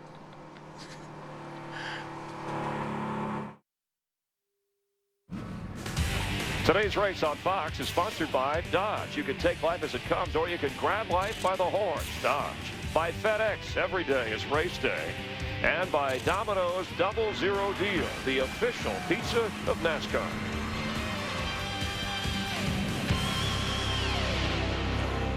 Come on, Jimmy. I thought you won Vegas last year. Keep it up, come on. I think I know your sister, Candy. You get it? Candy cane? It's funny. Since Jimmy's number is 48, does that mean he's twice as good as you, Jeff Gordon? Vegas. Hometown. I think I know your other sister. Her name is Sugar. Get it? Sugar cane? Gotcha. You got him. That's right. Take it. Good game. Yes. You've been bushwhacked, son. That guy could open for Carrot Top, who dropped by. Kyle Busch, of course, in the hunt with Kurt Busch. But Jeff Gordon, your leader. And Jeff, we've got a little problem with Jimmy Johnson. He's trying to repeat. He just got sent to the rear because of a pit violation. Take us through what happened. Well, what happened was as they came down, they were finishing up the left side tires. And you'll notice when the left rear tire changer pulls the tire off, it comes off, it kind of lays down, gets up, and rolls away. They were trying to lay it down, but it gets away from him, rolls back toward the halfway part of the pit box, and it cannot be. That cannot happen. All the tires and the equipment have got to be on the back half of a pit box. Otherwise, it's what they call a tire violation, and then had to do a pass-through because of that. There he's coming back down pit road right now to serve his pass-through penalty, which will put him probably at the very back of the pack. He's led the most laps, 61 so far today. We've had 9 leaders, 14 different lead changes. We're under our 5th caution. We have 3 drivers who are out of the race right now. They're going to come down and go ahead and put some gas in. They realize that they're going to be at the back of the pack anyway, so they might as well go ahead and take advantage of it. And Jeff Gordon currently leading from his 36th position. Right now, Mike, we're, of course, with all the cautions on a very slow pace for this race on this resurfaced track. Well, it takes, thanks, Chris. It takes me back to what Chad Knaus told you, Larry. The one thing we've got to do today, who you got to beat? We can't beat ourselves. Absolutely. And Daryl and I were talking during the break. They have had some pit issues pretty much both the first 2 races. They had some issues at Fontana. May very well Dick Berggren have cost them the race at Fontana there late. It probably did. Certainly when I was listening to the radio at Fontana, that's what Jimmy Johnson said. But in fairness, this is one of the very best pit crews in all of big league auto racing. They don't make many mistakes. Just so happens they've made a couple 2 weeks in a row. And Chad was off the box, gathered them all together. And he is absolutely the best psychologist on pit road. And he certainly is telling them, put the past behind us. We've got a lot more pit stops to make this thing up. This is a good pit crew. Don't kid yourself, Mike. Thanks, Dick. Now, we had a 62-lap run of consecutive green laps. Just prior to this, the 5th caution flag. We've had 5 for 22 laps, 24 cars on the lead lap. What did we learn in that 62 laps consecutive green flag? The one thing that I'm seeing is we're getting a report that the racetrack continues to get hotter. And when it gets hotter, it's losing grip. And I think that's a lot what happened to the 5-car Kyle Busch that was so good at the beginning of the race. I think the restrictor cell is doing its job. We have not had a tire problem. So 30 laps, whatever's been 40 laps, make a caution, make a pit stop. Doesn't look like we're going to have any tire issues as far as wear or tearing up or anything.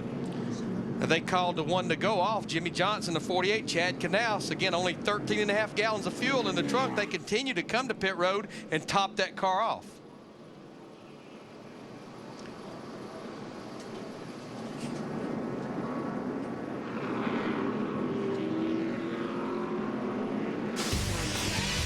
A week from today, NASCAR on Fox continues from Atlanta Motor Speedway, the fastest track in NASCAR. Then we go to the high banks of Bristol, Tennessee, and to the paperclip-shaped Martinsville Speedway. All these races 1:30 p.m. Eastern Time, all on Fox. And boy, 3 of the greatest tickets in our sport. Think back to when they resurfaced Atlanta. Set the track record 197 miles an hour. Drivers were screaming, "We hate this. We can't go this fast." 2 or 3 years later, what do they say about Atlanta now? They love it. Love it. It's their favorite track, and this track will be the same way. Here's the running order as we get set to go back to green, with Junior 5th, Casey Kane 6th, Yaley 7th, Sterling Marlin, Kurt Busch, and Jeff Burton. Your top 10. Boy, those Busch brothers, they're magnetic today. Where one goes, the other is close by. They did that all day yesterday, right to the very end. 113 laps complete this time, 154 to go. Watch these restarts, because somebody inevitably jumps out of line here and tries to pass everybody on the outside. Sterling Marlin did a pretty good job that time of picking up a couple of spots. Hadn't said much about old Sterling, but he's been hanging in there. He's sitting there in 8th place. He's been in the top 10 most of the day. Homeboy doing good. The 14 car, teammate to Mark Martin. He doesn't get a spoke in his wheel. He'll be all right. Sticking a spoke. Sticking a spoke. Is that what it is? Is it? I think so. He got one in it at California 2 weeks ago.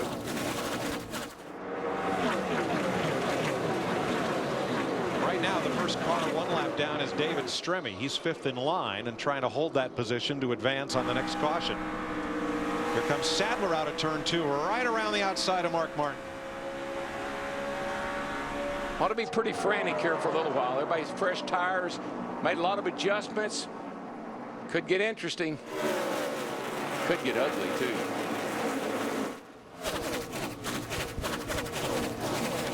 Steve? Mike, a little bit of an experiment for Dale Earnhardt Jr. in that 8 car on his last stop. They took right side tires only. They had noticed on the previous stops that the tire wear was very good, so they wanted to try 2 now to see how that car will handle for later in the race. Steve, there's no question. If you want to find out, you need to find out now and not wait till later on in the race and find out it's not a good science project. Yeah, I just think when you've got a hard tire like we have here, changing them isn't going to do a whole lot of good. Turn 4, Kyle Busch. Kyle Busch around in front of a whole bunch of cars. Nobody hits him. He doesn't hit anything.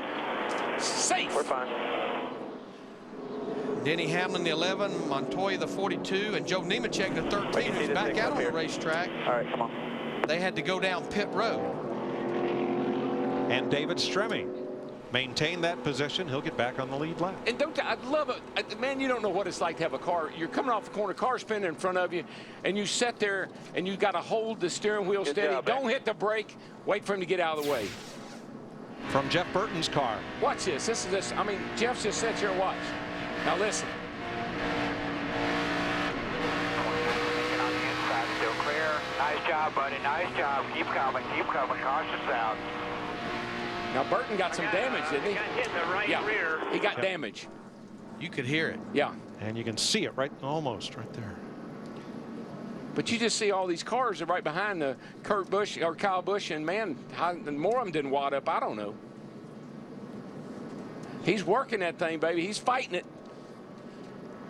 And just remember, before that last caution, he was going backwards, and he told his crew, hey, I'm loose. They changed 4 tires and made adjustment, but still way too loose. He almost got hit there by both the Yates cars, Gilliland and Rudd. Almost T-boned him. He wasn't snickering either, was he?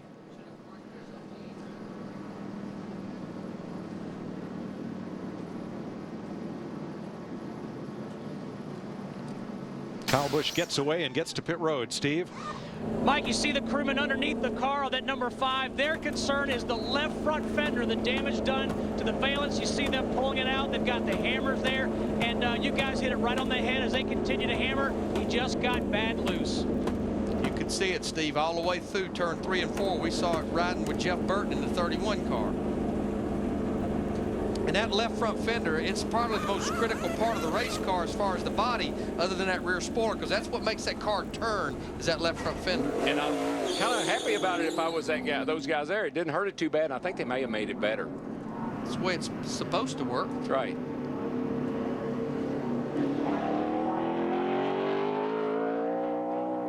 Dick? Burton's crew was concerned about body damage, Mike, and they did talk about bringing him down pit road. The spotters looked at the car, and they made the decision that the damage was not enough to bring him in. Back to you, Mike. Burton stays out, and Jeff Gordon is the race leader. It's the first time he has led at Las Vegas since 2003. We did not have a camera on board Ricky Rudd, but with Fox 3D, we can show you how he snuck through there. Yeah, watch this. Yeah, he kisses off his teammate and makes it. Getting ready for the restart.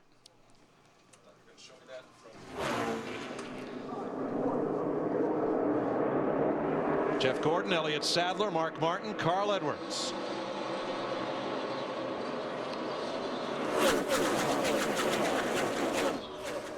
Now, you know our theory, and it's always proven to be true, our theories have. Cautions do breed cautions. And that seems to be the nature of the beast today. Same thing happened yesterday. Everything got strung out for a little while, a little serious racing. Then they got these cautions coming one right after another. Same thing happened at the start of the show.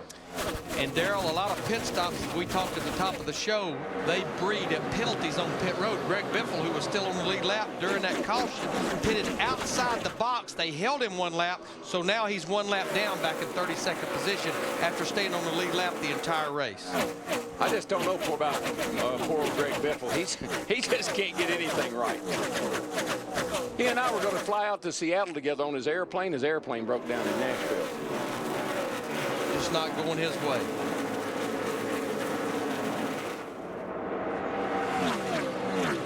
Carl Edwards up into the front 4, and then Roush Fenway 99. Been a while since we've seen any backflips. And he is ready to do one, and his motor coach driver's ready to shave. He has not shaved since Carl last won a Nextel Cup race back in 2005. Remember what I told you about the poor old coach driver? He's going to cut that with a weed whacker.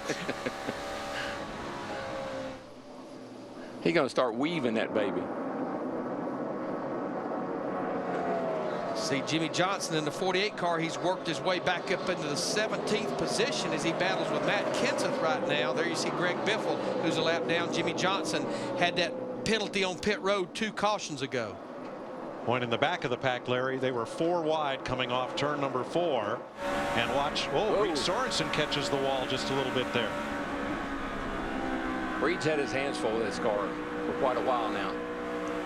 Oh, he's right in the middle and that of a sandwich. Haley on the bottom, Kane up top. They get by. Hitting the wall over there didn't help him any. Yeah, he's just trying to get out of the way right now. I think that's what happened to him back there. He's just trying to get out of people's way.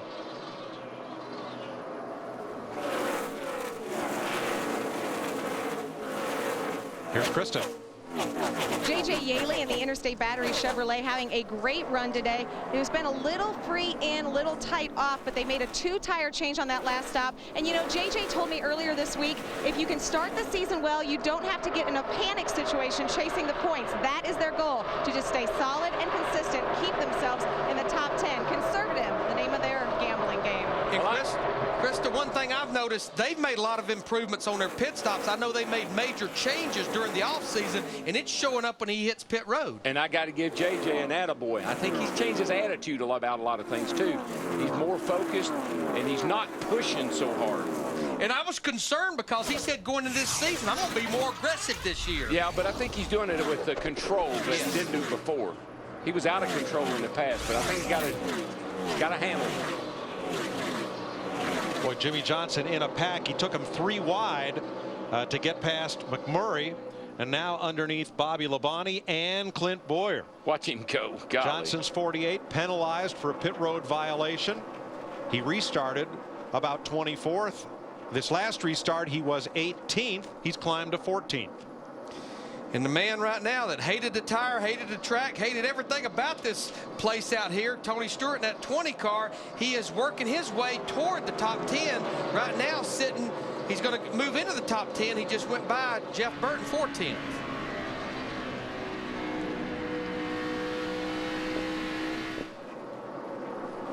Second place, cousin Carl is coming. Wow, look at Carl go.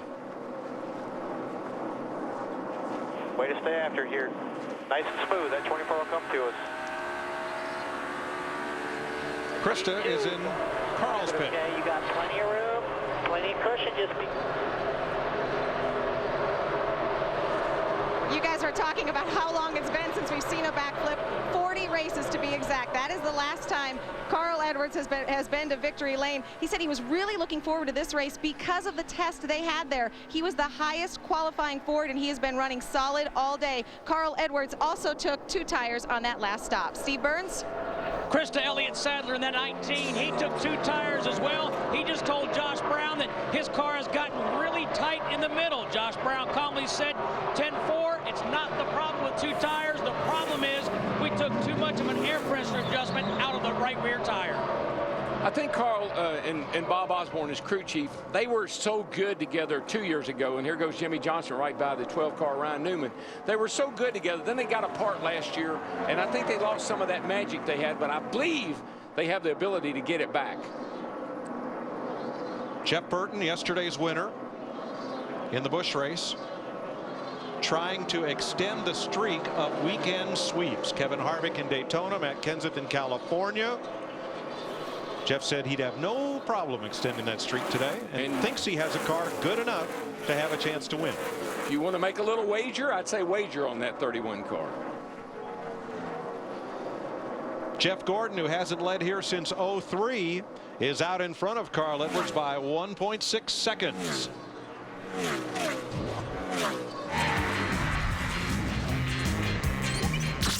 I'm sitting in a hot rod today.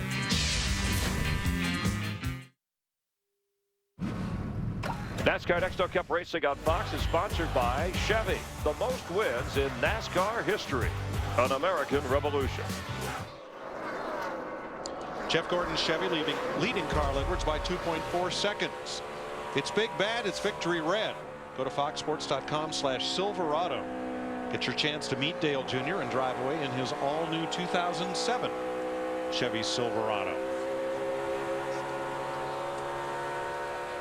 Well, Jimmy Johnson's found his way into the top 10 and then some. He's passed Jeff Burton for 7th place. Now, didn't he have to go to the rear of the field? He did. And then he's all the way back up to 7th? He is. That's a pretty fast car, isn't it? It is. It's an expert analysis by Darrell Waltrip. Well, I've been accused of being the master of the obvious, so it's okay. And Darrell, he's done it within less than 30 laps. Bobby Labonte, you saw at the top of the show during our pre-race that he crashed qualifying. Bobby Labonte in a 43 car had to start 42nd as Kurt Busch gets dead sideways in front of us. Well, Bobby's up here battling for the top 12 right now. We have any more Good Hands awards? Maybe we could borrow one from Atlanta and give it to Kurt Busch. That was nice. Wow. I know he had his hands full there for a second.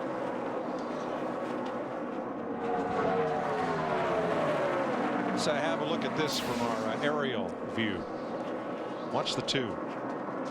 Pushing, and then all of a sudden when he gets out there and he got to stay off of the 66 there, he has to put a little extra wheel in, the back end pops. How much of an effect, Darrell, does that 43 tucked right up under him have to losing the rear grip? He's in the sucker hole. Got one on the outside, got one underneath him. And look who's back. Kyle Busch is back to the front after his spin to bring out a caution flag. And there he is battling his brother once again. They've been going at it all weekend like this. I mean, and the trash talking started Friday on Speed Channel. Yeah, verbally and on the racetrack. Krista? Well, you guys said pushing. How about this for a little bit more specific? He said it's pushing like a dump truck and I can't drive it. That's the quote from Kurt Busch. And Krista, I never figured out how bad a dump truck pushes, but I know I finally figured out it means really, really bad sliding the front wheels. Larry, you just never was much of a pickup man. That's your problem. I was more of a Cadillac man. But I think what we're seeing a lot of cars that were good in the beginning of this race. I think this racetrack is really starting to go through some changes, and you're going to really have to get aggressive with some adjustments on these next few pit stops. I think these guys are waiting for the sun to go down.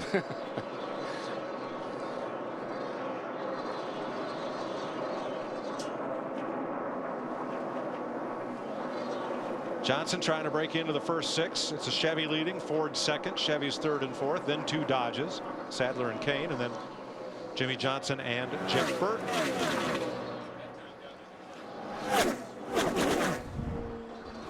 Do need to update some of the victims from wrecks earlier. Casey Mears in the 25. We also mentioned Joe Nemechek in the 13. Remember, Joe came in here in the top 10 in points. Those cars are back out on the racetrack. Johnny Sauter, Eric Almirola, Dave Blaney, and Ward Burton out for the rest of the day. Well, particularly Joe, because he wants to try to be in the top 35 at the Bristol race to get that 13 car into that exemption.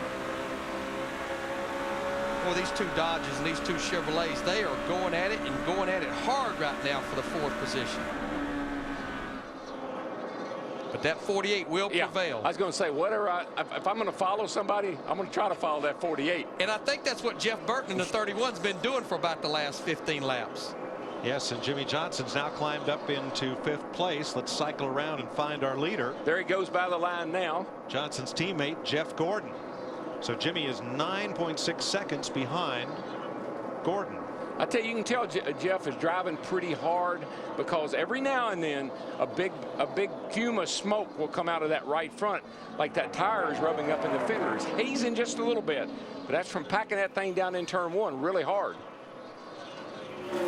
Just watch him as he goes down into turn 1. Don't notice it anywhere else, but boy, when he bails it off into 1, every now and then you'll see a haze of smoke come off that right front.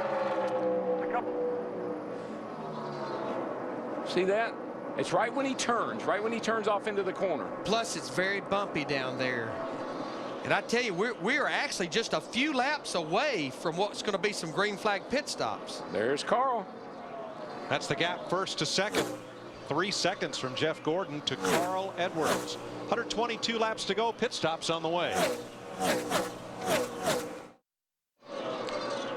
The leaders are beginning to cycle through green flag pit stops. Jeff Gordon, Elliott Sadler in the pit lane. Now Casey Kane comes in. 4 tires for the leader.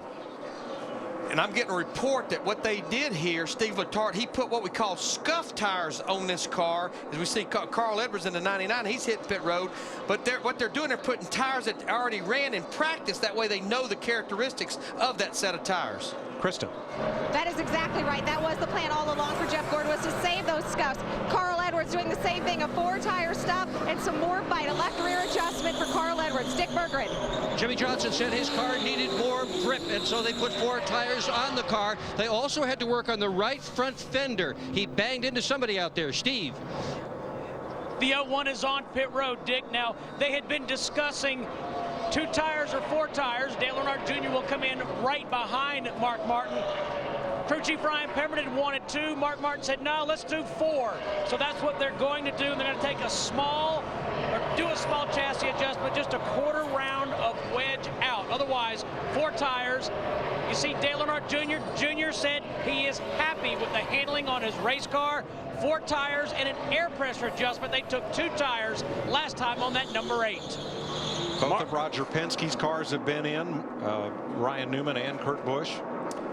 Kurt Busch's problems continues. Too fast coming in, speeding. That will be a pass-through. We've been talking about it the entire race. Mistakes on pit road, especially when it comes to speeding. I want to mark that 8-car comment. He's happy with his car.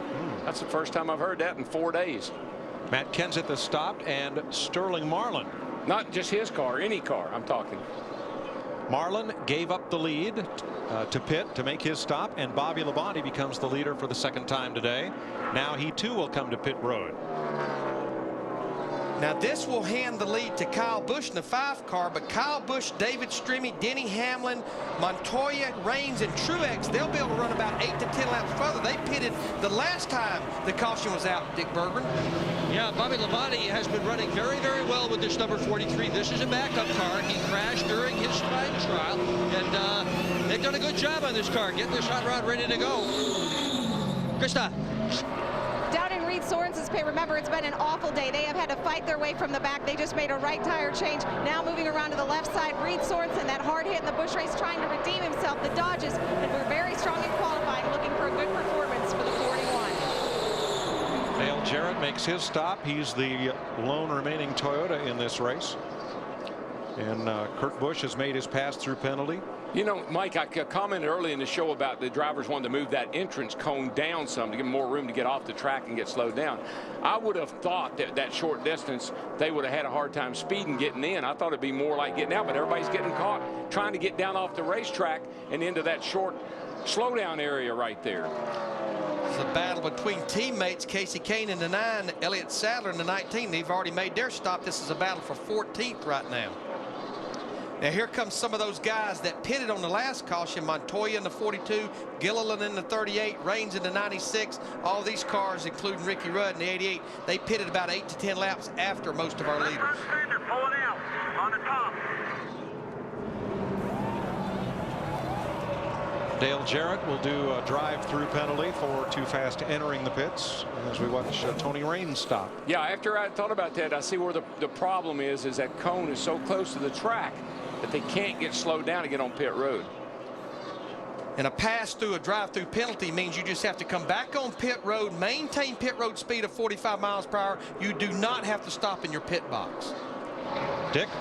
Yeah, Darrell, you were talking about the location of that cone, and Jeff Gordon asked in the driver's meeting if the cone could be adjusted, if it could be moved out a little bit further for just the reason you're talking about. NASCAR promised that they would look at it, but apparently, at least as far as some drivers are concerned, it didn't get it done. Steve Burns. Dick, Kyle Busch is coming on to pit road. You see Kyle Petty to your right. There's Kyle Busch. Kyle Busch still saying that his race car is loose. They're going to make an air pressure adjustment on his Chevrolet. As you see, Martin Truex Jr., who has inherited the lead. Left side tires on for Kyle Busch. Again, air pressure adjustments only on the 5. I tell you, Larry, the kind of day that Jeff Gordon's having right here and the start he's had to this season, I would be looking out for the old 24 car, no matter what color it is. Yeah, comes in here third in the points, 2 top 10 finishes in the first 2 races. A little momentum on this side. And baby on the way. Yeah, baby. Greg Biffle getting right side tires, a lot of gas. And that will cycle us back to where Jeff Gordon is once again the race leader. Tell you what, give a call to Kenny Wallace in the 78 car. I know he's about to go a lap down, but this team made their very first race. They missed the first 2 races, and he sat here and held on the lead lap for almost 2/3 of this race. So good run for this group right here. 109 laps to go in Las Vegas. Jeff Gordon back out in front of the field. You're watching NASCAR on Fox.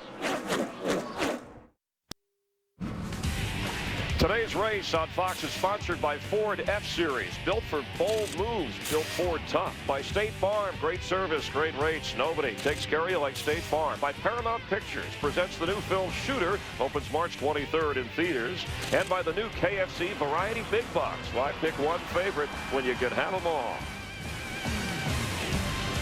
Jeff Gordon leads Carl Edwards, 103 laps to go here in Las Vegas. In case you tuned in a little bit late, Elliott Sadler, one of the first 4 cars starting that were Dodges. He led for 17 laps. Jimmy Johnson passing Mark Martin, who led for 13. Then Jimmy Johnson, who led the most laps, problems in the pits. Yeah, they had a left rear tire get away from him. Created a penalty for him, but come down pit road, and now they've recovered. Jimmy Johnson working his way back up to 5th. currently with Jeff Hammond, Chris Myers, the Hollywood Hotel and Casino when we come to Las Vegas. Remember, what happens in Vegas is broadcast live on Fox from Vegas, so Don't be miss careful. any minute of it. All right, some of the storylines coming in as we recap. Gordon leads Carl Edwards right now. The track, the conditions, the resurfacing, how has that played out? Well, so far, I think the track has shown you have a couple different grooves out there. They've been able to go side by side. It's very fast, as we talked about early on, but I've seen some great racing. What about the tires? We've heard some drivers complain about the grip or lack thereof. And it's still the same way, but the key thing right now, Chris, is the teams have adapted as well as the drivers. Points leader Mark Martin leaving a window of opportunity. Hey, I'm going to stick to my plan, but we'll see what happens. How well has he run today, and might that change things? Still up there in the top 10 right now, putting pressure on everybody. I think he's going to be up in the points, if not still the leader when we leave here. You addressed how critical this race was for Dale Earnhardt Jr. as well coming into the day. Oh, he has definitely had to have the kind of race of a lifetime. So far, he's third, and he's looking really strong. And Jimmy Johnson led for a while. That violation knocked him back, but he's worked his way back up to fifth. Still a threat here to pull this out. He's still a threat here. All he needed to do was get in position, and they're right back where they need to be. And Johnson hoping to win 3 in a row here at Las Vegas. Mike, Darrell, and Larry, something that has yet to happen before on this track. Thanks, Chris. Third place side by side. You wonder, Darrell, now yesterday, Jeff Burton used that outside line because he knew it was his own. Nose in the center a little bit. All right, that was Junior talking. But Jeff Burton used the outside to get around Kyle Busch at the end of the Busch race because he knew Busch would not give him the bottom. He'd have to take the top. That's the same way he went around Dale Earnhardt Jr. So is there a priority groove here? Well, you don't want to run the outside unless you have to. It's a little treacherous up there. If driving a corner a little too hard, car pushes up, you get into loose stuff like we've seen some of the other guys do, better chance of hitting the wall. So you kind of save that in your back pocket as a place I know I can go to if I have to. Well, Jeff Burton may be hunting the priority groove right now, but Dick Bergman, he may be hunting something else here shortly. Yeah, he's hunting some voltage is what Jeff Burton is looking for, running in third position. He's only charging around 9 to 11 volts, so the crew has another battery ready to go. Scott Miller, the crew chief, has said the next yellow flag. Well, guys, you ready to cue the battery animation? They're going to change the battery. And Darrell, I'm almost beginning to question more and more why more teams are not running a second backup battery. That happened in the Busch race at Fontana. One teammate had a backup battery. He was able to go to it. One team had to change the battery when they had alternator problems. Yeah, the batteries are running today. They're real small. They don't weigh a lot. I think that'd be just a real insurance policy. Particularly, I can just remember Junior Johnson. We always thought about things that would cost us a championship. And a battery failure was one high on the list. And one reason we wouldn't do it before, the batteries were so big and heavy, but as you said, it's almost half the size of the batteries we used to race. What about weight, though, Larry? Well, that's what we're talking about. Yeah. They don't weigh that much anymore. Right. Two of the batteries today almost weigh what one used to weigh. Okay. Here's our final AT&T Singular Virtual Crew Chief question of the day. We've been batting it around up here. Mark Martin is the point leader. Should he come to Bristol? Should he go on and race the full season and try to win the championship that's eluded him for so long? Text your answer and let us know. We'll share our thoughts with you when your answers come up. See Jeff Gordon, our leader in the 24 car. Turn 4. Caution down, caution. Paul Menard in the 15 car. Boy, that's a lot better spin today than he did when he was qualifying. The left front damage. Got a little left front damage. Didn't hit very hard at all, but yeah, just flat lost it. Menard coming up out of the NASCAR Busch Series after having a good bit of success in open wheel. Brings out the caution flag. This would be the 7th one of the day. You just see, gets up there and the car just gets out from under him. Doesn't really hit the left front that hard, just kind of scrapes it. Ah, that was nothing. This is Friday. Oh, yeah. Qualifying. He gets air here. Yahoo! The reason this happened, he ran his first lap good enough to make the field, but he misunderstood his crew chief telling him the time and thought he had to try to go faster. He kept it off the wall. He made the race. Casey Kane thought that was pretty cool. Of course, Kane ended up on the pole. And Menard made the race. Yeah, he knew he needed to run like a 90, and they said 90. He thought they said 40. And he said, buddy, I got to step it up here about a half a second. That didn't quite work out. He stepped it up, and it stepped out from under him. He's had a pretty eventful weekend, though, running the Busch Series race as well as the Nextel Cup race. He's going to make an old man out of his crew chief if he keeps going. No pun intended, right? That's right. Tony Urey Sr., Paul Menard's crew chief. Pit road will be open this time under the 7th caution flag of the day. Lead lap cars only can pit on the first lap. The pit lane is open during a caution. Dick? Well, with everything shut off, Jeff Burton's car is now showing 12 volts, so the decision has been made to not change the battery. And it may not be a battery problem at all. It may be an alternator problem that's not properly charging the battery. This will be a 2-tire change to try to fix a car that is too tight on entry. Krista. Another decision change for the tire change for the 24 right sides only. Steve. Dale Earnhardt Jr. on pit road in the number 8 car. When the caution flew, they debated 2 tires or 4. Tony Urey Jr., the crew chief, said, how about 2? Jr. said, are you sure? He said, how about 4? 4 it is for Dale Earnhardt Jr. Well, he's one of the few that took 4. There's our DirecTV race off pit road. Kyle Busch climbs 7 spots in the order. Think he won't be a factor before the day is over? Oh, yeah.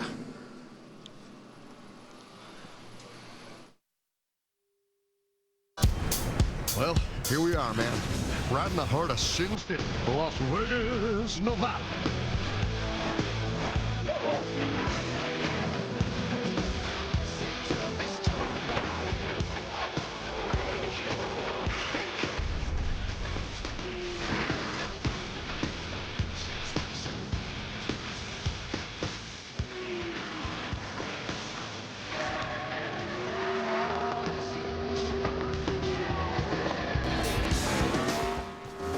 Working the 7th caution flag at Las Vegas, there's the brand new infield. Everything at this track from the retaining wall in is brand new, except this one garage building. That's all that was left standing. They leveled everything else and built this brand new neon garage complex right in the center.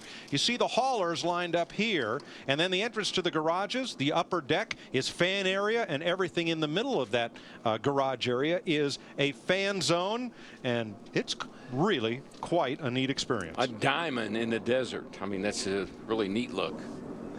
Clint Boyer got the free pass on that caution flag, and we're set to go back to green flag from our DLPHD TV cam. Jimmy Johnson spun the tires there, Larry.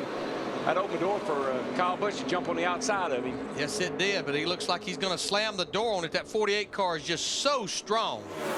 Up there in the 3rd spot right now. Whoa, Jimmy Johnson got sideways because he almost got hit from the left side. That was a moment. It's a moment to remember. Who was that to the inside of him? I believe it was the 7. Yeah, Robbie Gordon. Robbie Gordon. Like Robbie had a little problem over there. See it overhead here. Jimmy Johnson's the 4th car on the outside. I think that the 7 gets Third loose. car, excuse me. See, the 7 got yeah. loose down under him and kind of bounced up into him.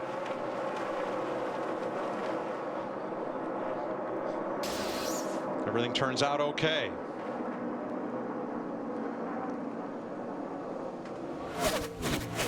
I believe our little buddy in the 5 car, he is still just hanging on to that thing.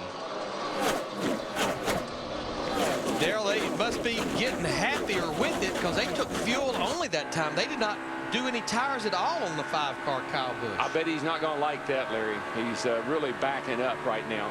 Looks like he's got his hands full.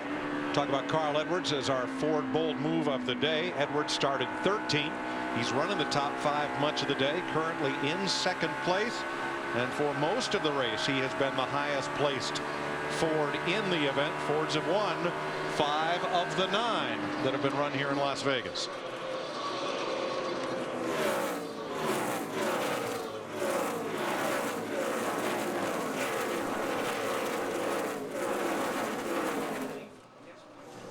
Your car's running good? Yeah, tell me about it, bud. That 5, he's been back and forth, hit or miss, but if he's on, he's real quick too. Well, I can tell you right now, he is way off. he's in big trouble with that car.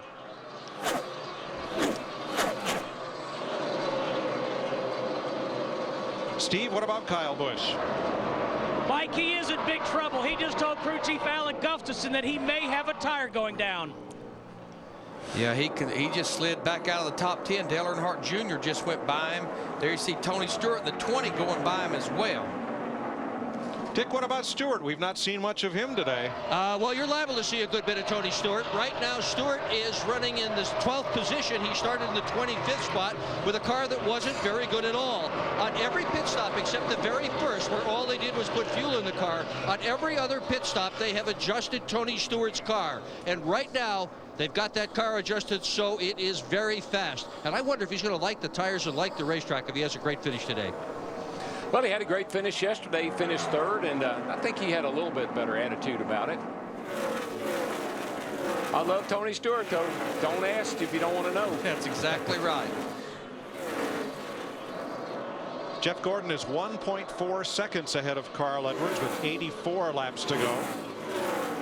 Jimmy Johnson, Jeff Burton, Mark Martin, all Chevys, 3rd, 4th, 5th. Casey Kane, his teammate Elliott Sadler, Sterling Marlin, J.J. Yaley, and Dale Earnhardt Jr. the top 10. Great run for Sterling. He just continues to hang in the top 10 along with Yaley. Those two guys have really done a great job today.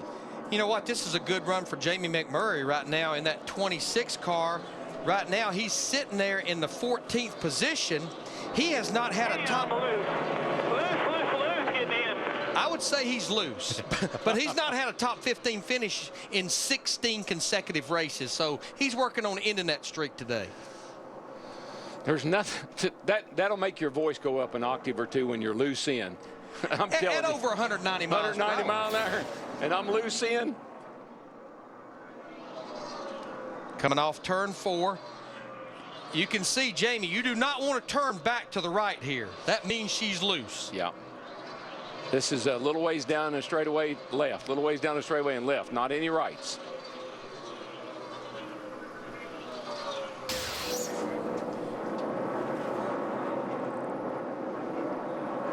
Let's have a look at our singular AT&T question, the final one of the day. And we'll weigh in on whether we think Mark Martin will be in Bristol. Only 31% of you think that he will. You know, last week I would have said no chance, but you know, his answer keeps getting a little more vague each time the question's posed. I felt the same way, Mike, but when our guys talked to him in the pre-race, I'm going, oh boy, this answer's changing just a little bit. I'm gonna hedge my bet, Darrell. I say if we leave Atlanta and Mark's leading the points, he'll be at Bristol. Yeah. If he's not leading the points, pressure's off. If he's leading the points, Bobby Ginn will find a way to get him to race Bristol. I just want him to either use the rocking chair we gave him or send it back, one or the other, because I could use it. You need one? I could use it myself. Mark Martin is currently 5th, 5 seconds off of Jeff Gordon's lead, with Carl Edwards, Jimmy Johnson, and Jeff Burton in between. 80 laps to go on the newly high-banked Las Vegas Speedway in the Daimler Chrysler 400. NASCAR Nextel Cup Racing on Fox is sponsored by Allstate, the official insurance sponsor of NASCAR. UPS delivers the chance to manage your own free fantasy auto racing league. Go to foxsports.com to play. Jeff Gordon still your leader with 74 laps to go. He's 2.5 seconds ahead of the second place car, which was Carl Edwards and is now Gordon's Hendrick Motorsports teammate Jimmy Johnson. Edwards is 3rd, Jeff Burton 4th, and Mark Martin rounds out the top 5. Time to go downstairs to Jeff Hammond for this week's State Farm Safety Report. We've seen so many times drivers walk away from vicious accidents, just like David Rudiman did last week at California, or 2 weeks ago at California. And the biggest reason has to be the Hans device, recently used and developed by NASCAR to tie the driver's helmet to his shoulders into this cockpit. All this stuff attaches so when you hit hard, it keeps your head from going forward. And what you do when you put a driver inside the car is ease it back. The Hans device is covered over by the seat belts You pull them down, you latch that, pull it down nice and tight, and all of a sudden it ties not only the head to the shoulders, it keeps the driver secure inside that cockpit in case of a vicious accident, keeping them much safer, much safer. Mike? Thanks, Jeff. 7 caution flags today, and all of them for crashes. No problem with the Sunoco 260 GTX unleaded fuel. No fuel worries, no debris cautions. 7 accidents on track and 7 yellow flags. Less than we expected, quite frankly, to be at this point in the race with just 71 laps to go. There are only 4 cars in the garage. Johnny Sauter, Eric Almirola, Dave Blaney, and Ward Burton. Pretty impressed, actually, with on this run particularly. All the cars are staying pretty bunched up. One end of the speedway is pretty clear right now. The other end, all the cars are down here all bunched up and racing pretty hard right now. The problem for most of the field, Darrell, is the end of the speedway with very few cars is where the leaders are. Jeff Gordon has nothing but clear track in front of him. Jimmy Johnson, a big gap both to Gordon and back to Jeff Burton, who has now taken over 3rd place. Yeah, I just don't think we can say enough about the run that Jeff Gordon's having today. And the way his year is starting off, this looks like it'll be a big year for Jeff. Here comes Gordon around turn 3 into turn number 4, and you see it's clear track all around. Oh yeah, he's all by himself. His teammates back there lurking a little bit, but not anything like he was earlier. But I know where his other teammate is. We're about 18 to 20 laps away from a pit stop. His teammate Kyle Busch in the 5 car, who's been going backwards, thinks he has a problem, really needs a caution. Right now, he's only about 9 to 10 seconds from being lapped from his teammate Jeff Gordon. I got a good idea they won't be doing that. I don't think I need any tires next time. And, you know, even with that pit stop that we had back on lap 174, they still cannot make it on one stop. We actually had some guys that came to pit road, topped off of fuel, and we got the one to go, like Matt Kenseth. Still would be a stretch to make the rest of this race with 68 laps to go on just one stop. Jeff Gordon with a 3.5-second lead now, with 68 to go in the UAW-Daimler Chrysler 400.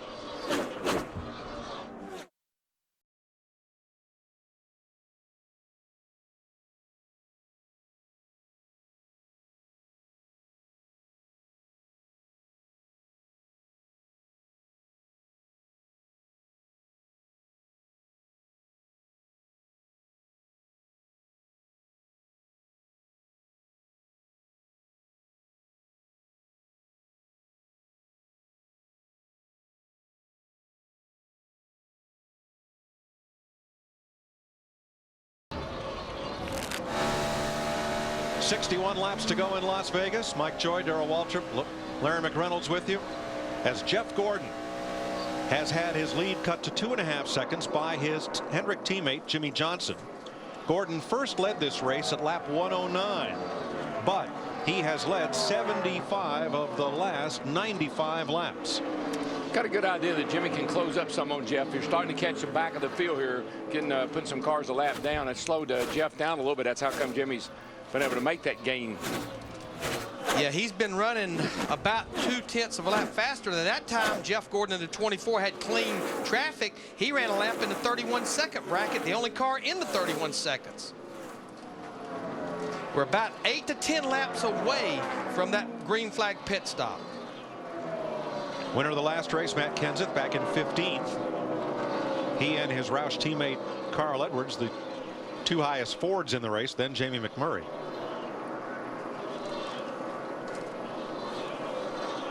Let's cycle you up toward the leader from Kenseth in now 14th. Denny Hamlin in 13th place for Joe Gibbs Racing. And for the most part, the Gibbs cars, they've kind of really struggled here this week. They just really hadn't got a hold. J.J. Yeley's kind of carried the banner, even with a backup car. Ryan Newman didn't have a good qualifying run at all. Started this race 39th for Roger Penske. And now he's worked his way up to match his car number in 12th. 11th is Elliott Sadler, who spent a lot of this day in the top 5. Sadler started 3rd, but now finds himself, let's see, in 11th place, but 21 seconds off the lead. Robbie Gordon comes to pit road. involved in the first caution of the race, or second caution rather. Jeff? Guys, what I'm looking at, and you've been talking about it, here comes our leader on second place on pit road. Don't make a mistake.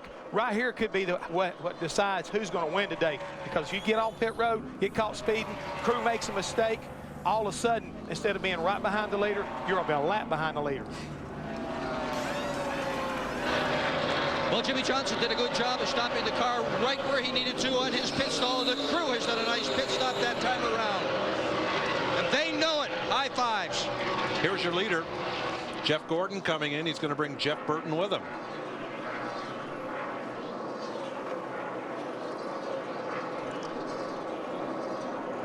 Mark Martin assumes the lead. Krista?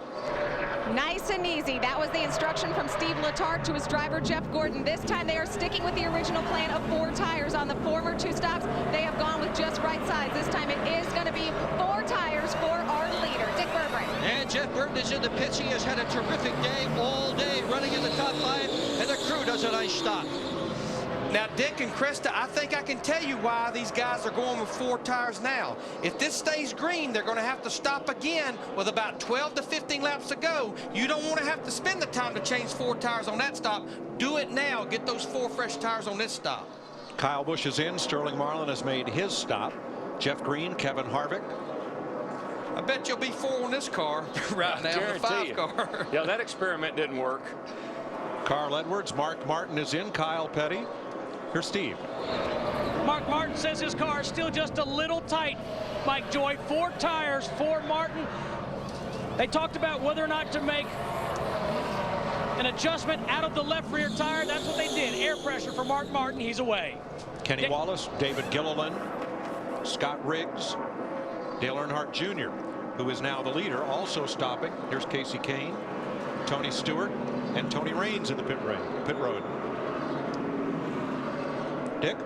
Well, Tony Stewart's crew has seen everybody else that's fast take 4 tires, Mike. So they're going to do exactly the same thing. Adjustment again on the back of the car. They have adjusted it every single stop, and he is much better now than before.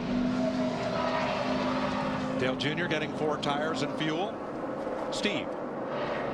And Junior saying his car was snug in the center. Now, meanwhile, we see Casey Kane on pit road. He's been in the top 10 all day, Mike Joy. But in the pre-race show, you heard Jeff Hammond say this track is unforgiving. Casey Kane says his car is so loose, I can't make a single corner. Dale Earnhardt Jr. leaves pit road. Wow. And how about Clint Boyer? Boyer was the free pass car on the last caution. He just led the last lap, and he comes into the pits along with Denny Hamlin. Bobby Labonte is the new leader. Krista? Yeah, Clint Boyer has really had a strong car since they've had the trouble earlier. They spent a lot of time on that last stop working on the right front fender, but right now they are one of the quickest cars. Before this stop, they had made it all the way back up into the top 10. Clint Boyer on pit road. J.J. Yaley, Greg Biffle making stops, and now Bobby Labonte gives up the lead.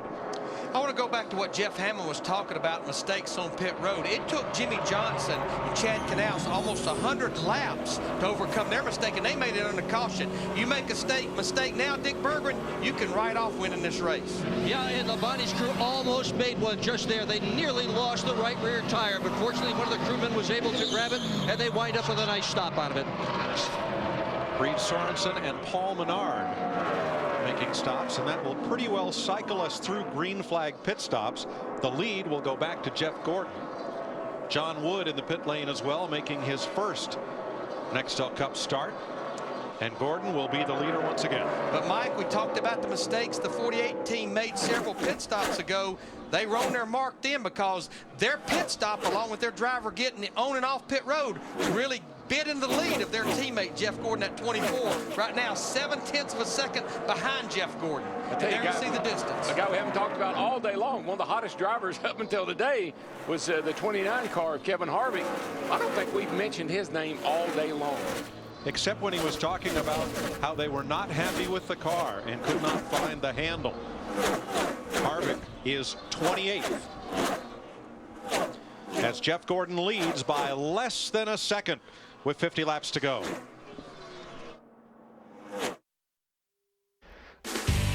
NASCAR Nextel Cup Racing on Fox is sponsored by UPS, official delivery company of NASCAR. 44 laps to go. Jeff Gordon, who started 36th, his worst start to win a race, 36th at the Talladega Speedway, trying to win here. He won here in 2001. Matt Kenseth won the furthest back in this race when he won from the 25th spot. Our Q Motor Oil race summary. We've actually, for all the hits the track has taken, the criticism, we have set a track record in leaders, 15, and lead changes with 26, and an impressive leaderboard. Jeff Hammond, Gordon leads Jimmy Johnson. You have Jeff Burton, Mark Martin. You got Junior in the top 10, Tony Stewart, and we have 43 laps to go. But we were talking about a minute ago how important these pit stops are. We know we got another one coming up, and you don't want to make mistakes. And here's one that cost Mark Martin. He comes into the pit, and everything's looked like business as usual. Hits his mark, the team goes to work. But watch as the right rear tire changer finishes up, and he did a great job. They lost a lug nut. He had to stay there, put that on, and what it did, it slowed down the entire stop. Mark was only about 4 seconds behind the leader at that time, but when he came back out, all of a sudden he was 8 seconds behind. But here's a caution. It's going to help equal things up. But for Clint Boyer, guys, that don't look too good for him. Clint Boyer pounds the wall in turn number 2, and that will put us under the 8th caution of the day, Jeff. Boyer, who was fastest in yesterday's practice and who came from a lap down to come back and lead this race, is now going to limp back. It's junk. Go to the garage. Yep. I'd say it's that dreaded lack of grip. Just got down in there, and right where you want to rotate the car and make the turn, just jumped out from under him. And Mike, he just had went into the top 10. He was running 10th the last time by. Remember, that's another car came in here to the top in the top 10 in points. Now he'll be in the garage here. Came in here 6th. There's his crew chief, Gil Martin. Gil says, "Dad, come." Fast in both practice sessions yesterday. I think I remember back to Kansas City or Chicago, one of those 2 races last year, where he had a really bad, fast car and had an incident very similar to that late in the race. Now here's what this caution does, boys. It's right there on top of the window that will get us to the end of the race. So this pit stop right here, I go back to Fontana, California. The pit stop that Matt Kenseth, the 17 group, had, you know, played a big role in winning that race. This race could be won right now on this pit stop on pit road. Well, there's some guys that have started to make some noise here late in the race. Casey Kane's back there in 8th place. Dale Jr.'s 7th, and those guys, and Tony Stewart, this caution's going to close them up. Could make them factors in this race now. Jamie McMurray will be the recipient of the free pass. We know Casey Kane loves this kind of racetrack, and we haven't heard much from him today. Start on the pole. This could be the opportunity to get back up there and race for the lead. And Darrell, it's only been about 12 to 15 laps since they were on pit road. The strategy will be interesting too. I would say with most of these guys getting 4 tires, we may see some fuel only. We may see some just right side tires. I bet we'll see a lot of fuel only. Well, maybe, but if I was watched the 5 car, I don't know if I'd gamble on that or not. How about it, Dick? Well, they've got 4 tires sitting on the wall for Jimmy Johnson. Whether they actually put them on or not is another matter. 2 for sure, and 1 trying to get away. There goes another one trying to get away. Krista. The adjustment Jeff Gordon's team made on the last stop, good in clean air, but tight in traffic. They're going to free it up and let her eat with 2 tires. Steve? It's going to be 2 tires only for Mark Martin. No other adjustments to his Chevrolet. 2 tires only. Ryan Pemberton said pack it full of fuel. Jeff Gordon will win the battle off pit road in the 24 car. The 31 car will come off 2nd, Jeff Burton. So once again, a less than perfect pit stop for Chad Knaus's crew and Jimmy Johnson.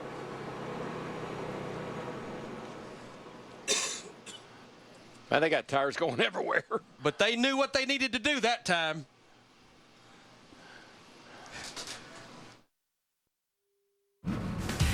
NASCAR Nextel Cup Racing on Fox is sponsored by the auto parts experts at AutoZone. Get in the zone. AutoZone. By Budweiser, the official beer of NASCAR. This is Budweiser. This is beer.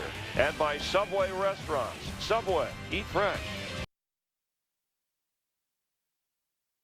One of the fastest racetracks on the circuit. Here they come. Gordon got loose in Torben. Torben by inches. What a race. What a finish. Tony Stewart scores his first Super Speedway win in over a year. Bobby Labonte scores his 20th career victory. Dale Earnhardt Jr. wins the Golden Corral 500. It's going to be another one of those fantastic Atlanta finishes. He wins.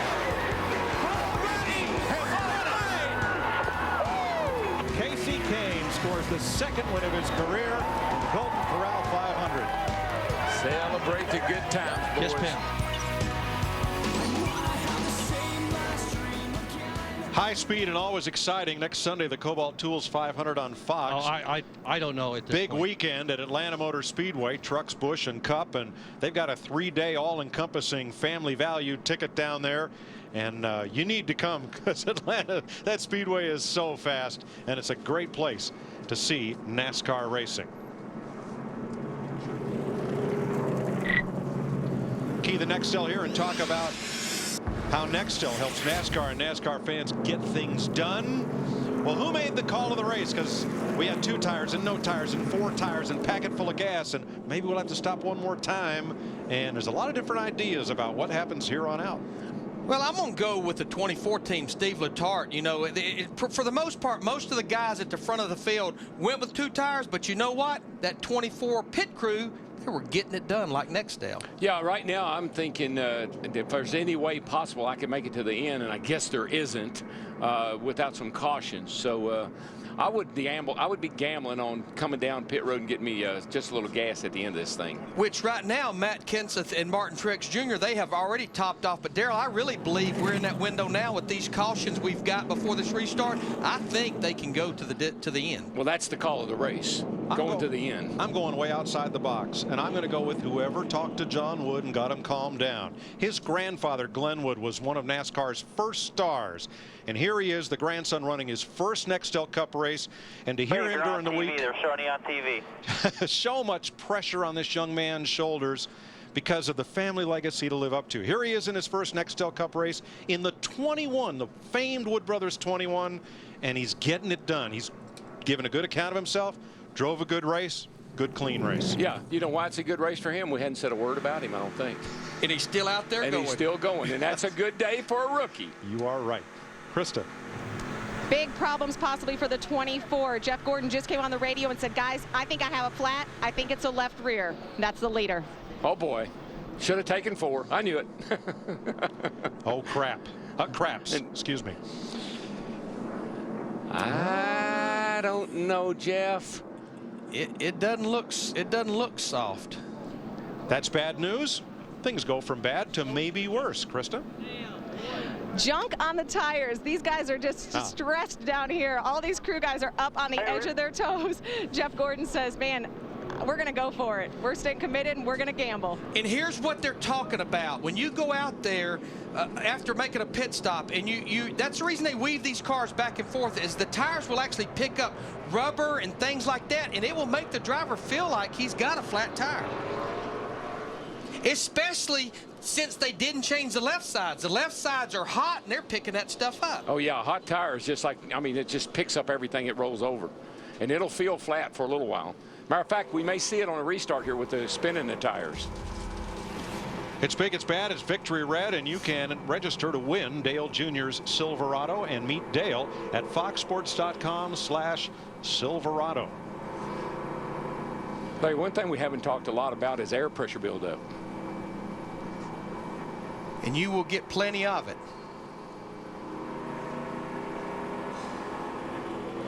It's been a tough weekend for Toyota. Only 2 of the 7 cars qualified, though A.J. Allmendinger gave a heck of an effort on his second lap and was the last car bumped from the show. Dave Blaney crashed out. He has been the best running Camry this season, and Dale Jarrett, who started 43rd, currently runs in 34th.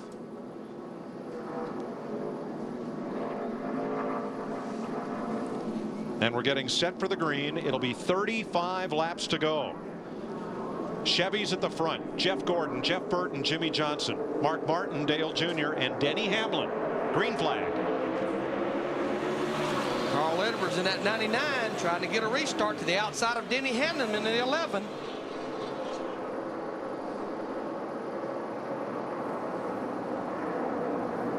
See it building speed on our Fox tracks. Boy, the 31 car had to get out of the gas big time off of 2. And he's going to pay the price because Jimmy Johnson in 48 had taken second spot away from him. You could see Burton get on the gas really early in that corner because he closed quickly on Gordon, and then But here he comes back, and you know, did he ever get a run through 3 and 4 up there in that second groove? He goes back to second. This is exact what happened yesterday in the Busch race. On the restart, he got a run, and then he got on Busch, and he got sideways, lost a bunch of ground, then he fought his way back. He's working the high side at both ends of the racetrack. Maybe not quite as good in 1 and 2 as he is in 3 and 4 up there. Oh, yeah, he'll be rubbing the wall down here in turns of 3 and 4.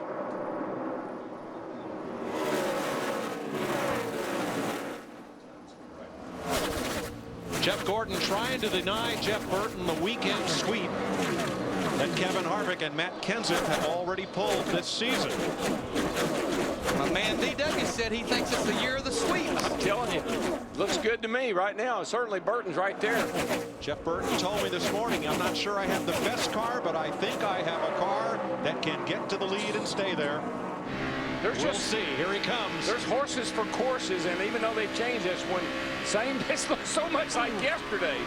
He's going to stay in the throttle, though. They're side by side at the line. Jeff Burton through the high side off of turn 4. And Jimmy Johnson coming.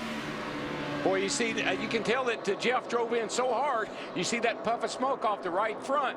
That just tells you he packed her in there. How about it, boys? Lap 234, 235. Drive away from him now, buddy. Enjoy the view. Let's go. Our top 2 just ran the fastest lap they've run in the race. Enjoy the view. And this crowd, nearly 170,000, are on their feet. Yesterday in the Busch race, Jeff Burton ran his fastest lap on the lap next to last lap of the race. But don't feel bad for Jeff Gordon, even though he's in third. Darrell, you talked about it early in the show. Only once in his career has Gordon finished in the top 10 in all of the first 3 races. That was 1997 when he won Daytona and Rockingham and was 4th at Richmond. He did win the championship that year. But I tell you what, while he's sitting back there in third, his teammates up there battling for the lead. Jimmy Johnson in the 48 car, back to Burton in the 31. See Burton running the high line. Really helps him get off of turn 2 over there.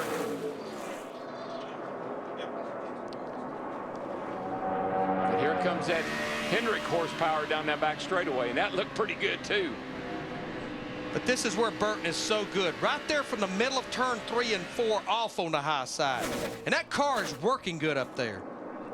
Got to have a good handling car to run high like that as fast as he's going.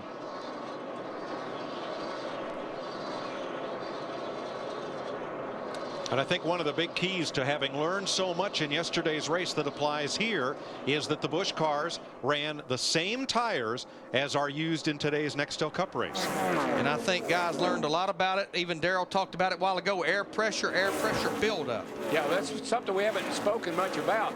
But it's mandated that you have 62 pounds of air in that right front tire. If I'm going to change tires, I'm definitely going to change those right ones because of the air buildup.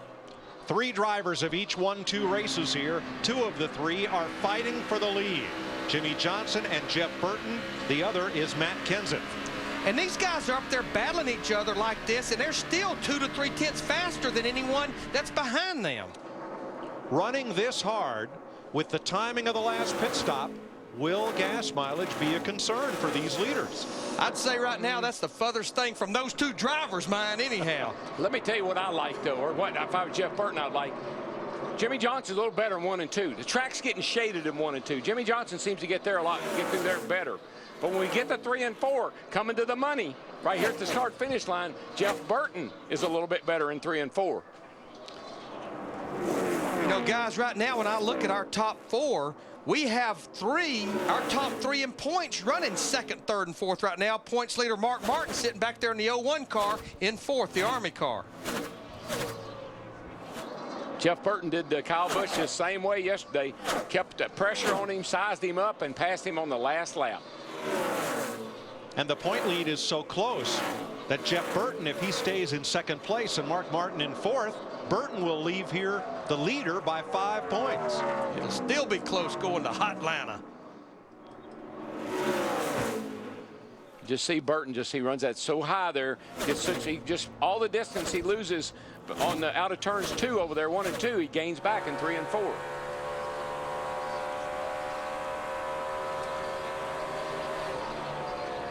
Now, even Dale Jr.'s talking points. To get the top 35 points. I have no clue. Where am I now? I don't know. If you win it, you know you'll be in it. Yeah, well, we ain't quite good enough, buddy. We just ain't quite good enough. And forward, just do the best you can do. Uh-oh. That sounded like Burton was flat. Not a good sound from Jeff Burton's Chevy. Boy, it wasn't.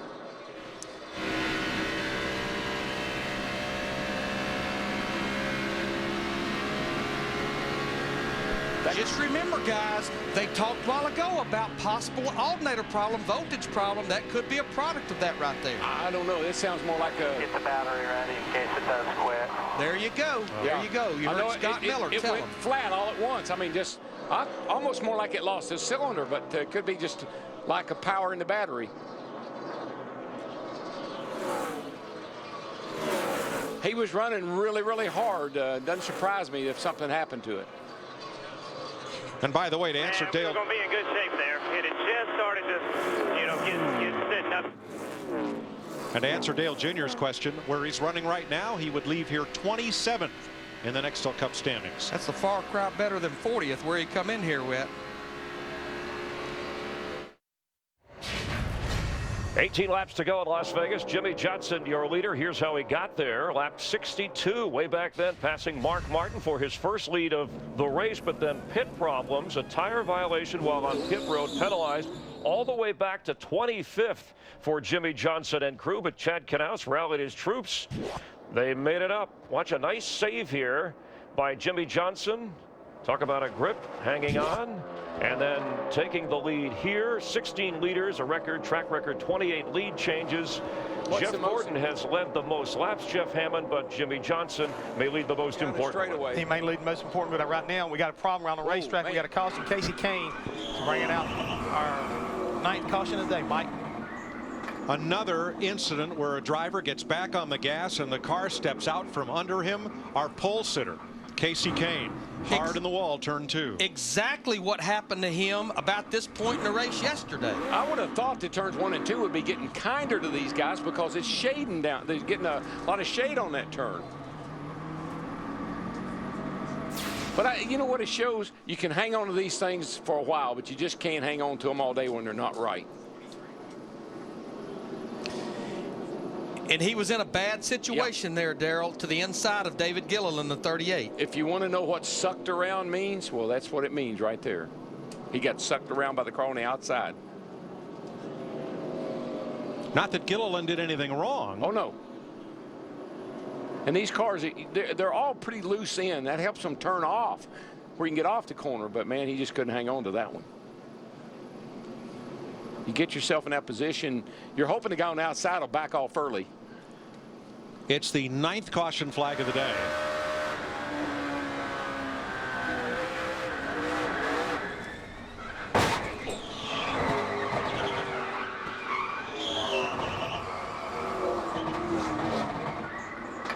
Boy, that silence just before the storm is deafening, isn't it? That's a 3,400-pound wrecking ball right there. It's not what Steve Letarte and Jeff Gordon's crew wanted to see. Was a caution here with about 17 laps to go. We've got a few takers on pit road.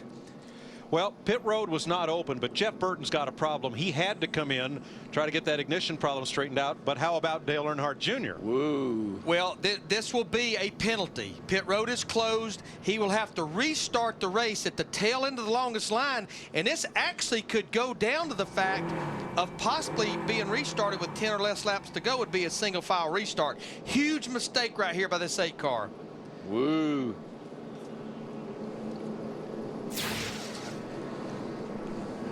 You can see the red light right there. It's blinking red. That means, and there's also a guy there waving a red flag, but that light is the telltale sign. If you notice, Carl Edwards in the 99, he was going to come to pit road, and probably because he saw the red light, he didn't come, but Steve Burns, the 8, did.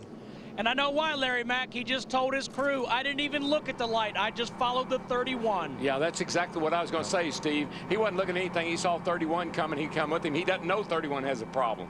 The other thing, Darrell, is at this time of day, as you come off pit road in turn 4, if you're trying to see that light, you're looking straight at the sun. Yeah. And it's easy to see from this angle. But look at those long shadows. The driver's coming straight at it, and it's hard to see from that angle. A lot of times too, when the caution comes out, the driver starts talking to the crew, telling them what he wants done, and they're trying to tell him to stay out. And you can see it right there. There it is. That's the view from Dale Earnhardt Jr. Yeah, again, he's just. We can see it, but with the glare from inside that car, it's not easy. It's not the easiest thing to see. That's our view. It's not necessarily his. But I guarantee you one thing. He's talking, trying to tell him what he wants to do, and they're trying to tell him to stay out. Now pit road is open. Carl Edwards in the 99, Elliott Sadler in the 19, Kyle Busch in the 5. Krista, we've got 3 or 4 takers here. Carl Edwards is one of those. His car is tight. That's why he needed to come right side tires and fuel only. Dick. Tony Stewart's going to take 4 tires. He has actually done that and taken off in nearly a collision with the 31 of Burton. Why not take 4 tires for Tony Stewart? He's far enough behind. 4 fresh ones could pick him up a couple spots. Kyle Busch getting left sides and being sent out, and a problem on Sterling Marlin. They are pushing his car back out of his pit stall. The man's been running in it. He was up to 6th place, had a great day today. What happened? Got his helmet off. He's headed for the garage. Blowed up, going home.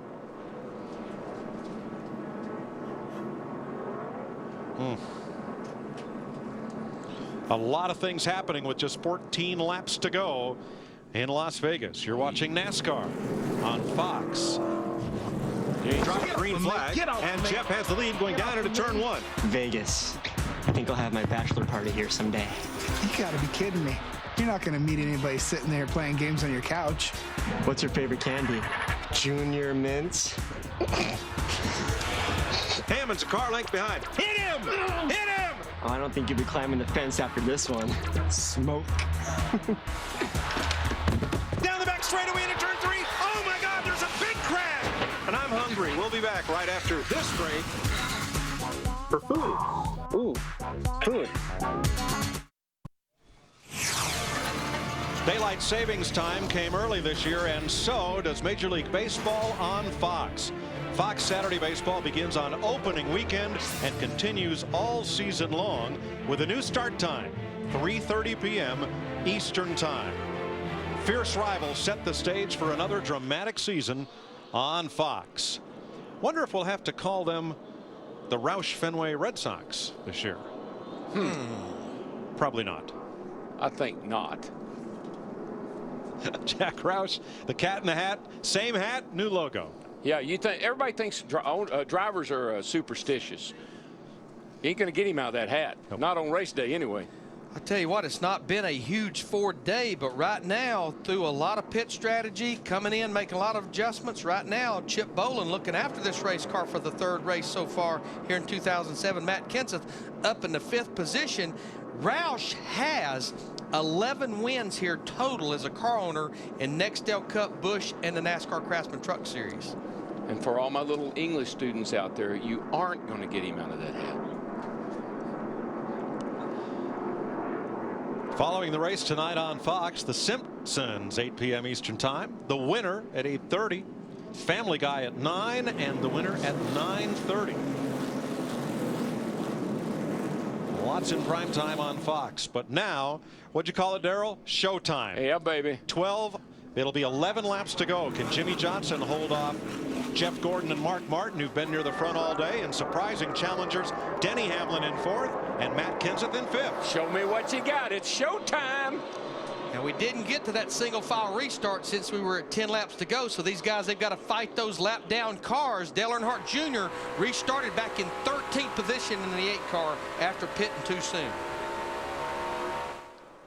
Bobby Labonte got the free pass, by the way.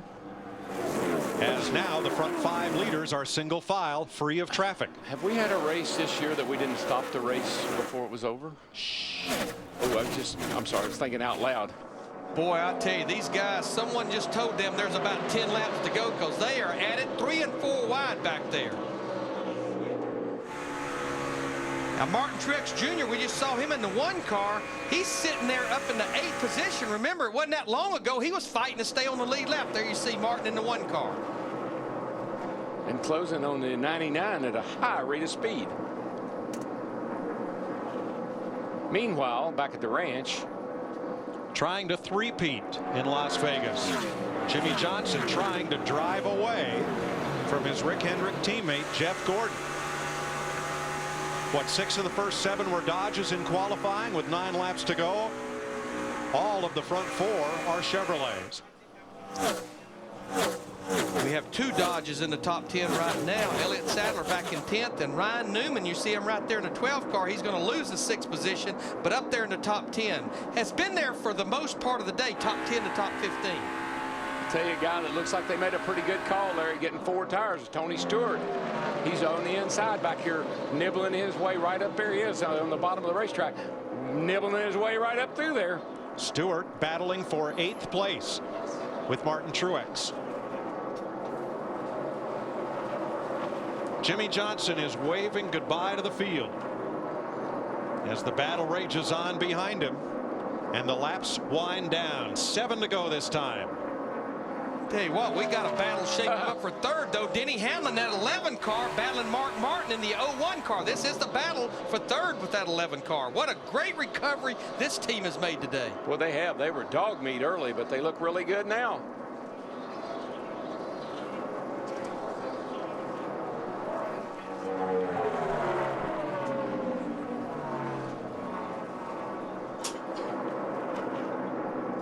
Kyle Busch back in contention. He's the 10th place car in the number 5.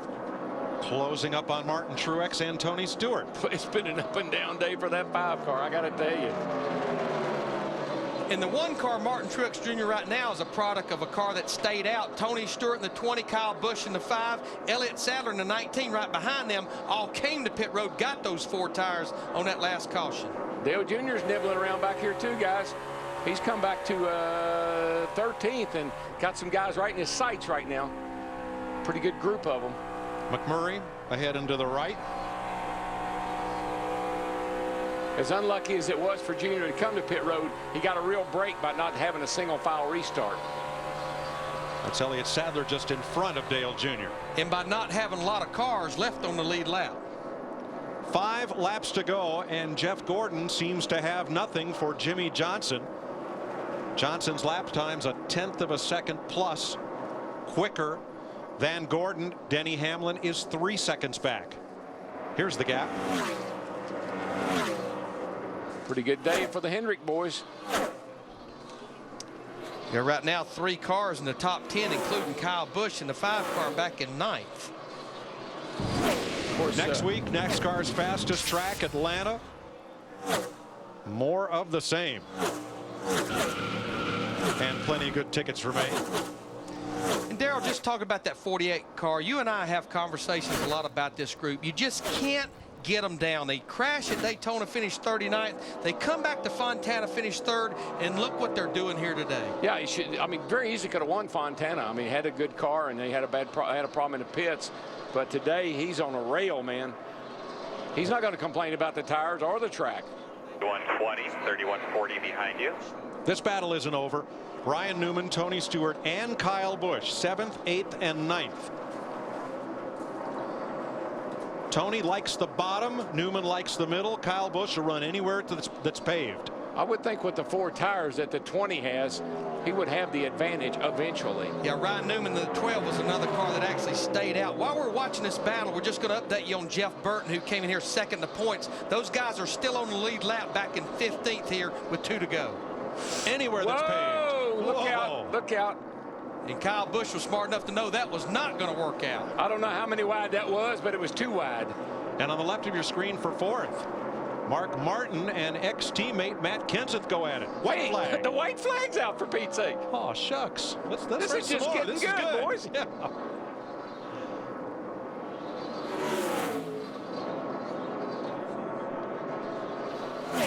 You believe how hard?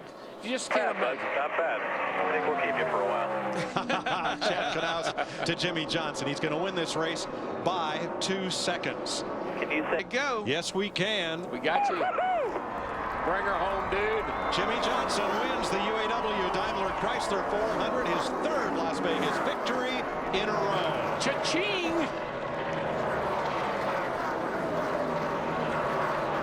Guys, incredible job. I could not be.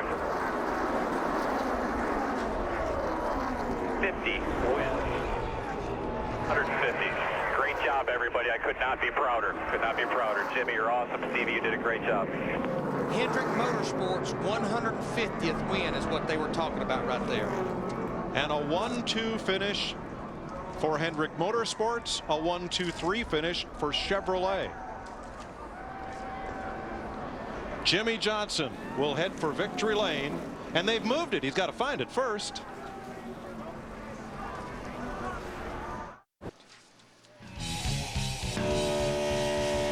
Congratulations to Chevy driver Jimmy Johnson, winner of today's race from Chevy, an American Revolution. Johnson came in 15th in standings. He'll leave here in 4th place. And fuel was obviously of no concern. He had plenty of fuel left to do smoky burnouts. On the way to victory lane, where Chris Devoda is standing. Jimmy Johnson hits the trifecta, his 3rd straight Las Vegas win as he climbs out of his car.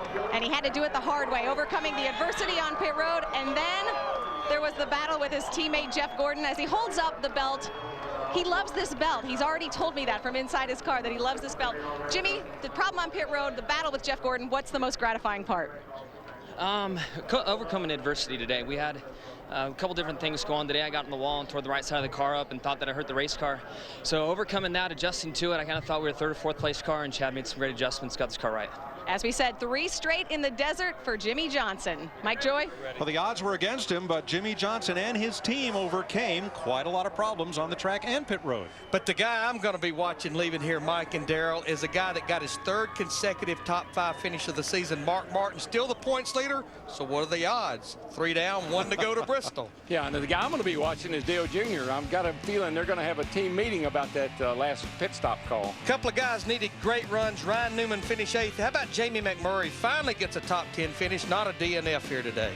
We'll go even faster in Atlanta next week. Now, down to the Hollywood Hotel and Casino. All right, thank you. It'll be a 3-boogity race, I'm sure, in Atlanta. Hey, you know, actually the odds, Jimmy Johnson came in Vegas where it's legal to bet as the 5-to-1 favorite, and he obviously cashed in. Some thoughts on Mark Martin. Larry mentioned the points leader as we head to Atlanta. Again, hedging on whether he's going to continue to run more races than he originally said. I think that's, that's part of the talk, but I think the key thing is the turnaround of this whole Ginn operation. He's been up there being competitive week in and week out. So I think it bodes well that this group, this whole entire group, is on the right track. And when you talk about Dale Jr., this is the kind of race this team needed. Even though maybe they made a mistake right there at the end as far as getting off the sequence is concerned, they still were very competitive today, and that's what they needed.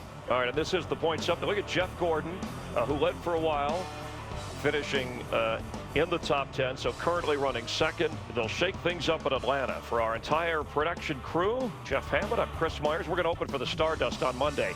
I'm kidding. You'll get that on the way home. Thanks for being a part of NASCAR on Fox. We'll see you 1:30 Eastern next Sunday from Atlanta.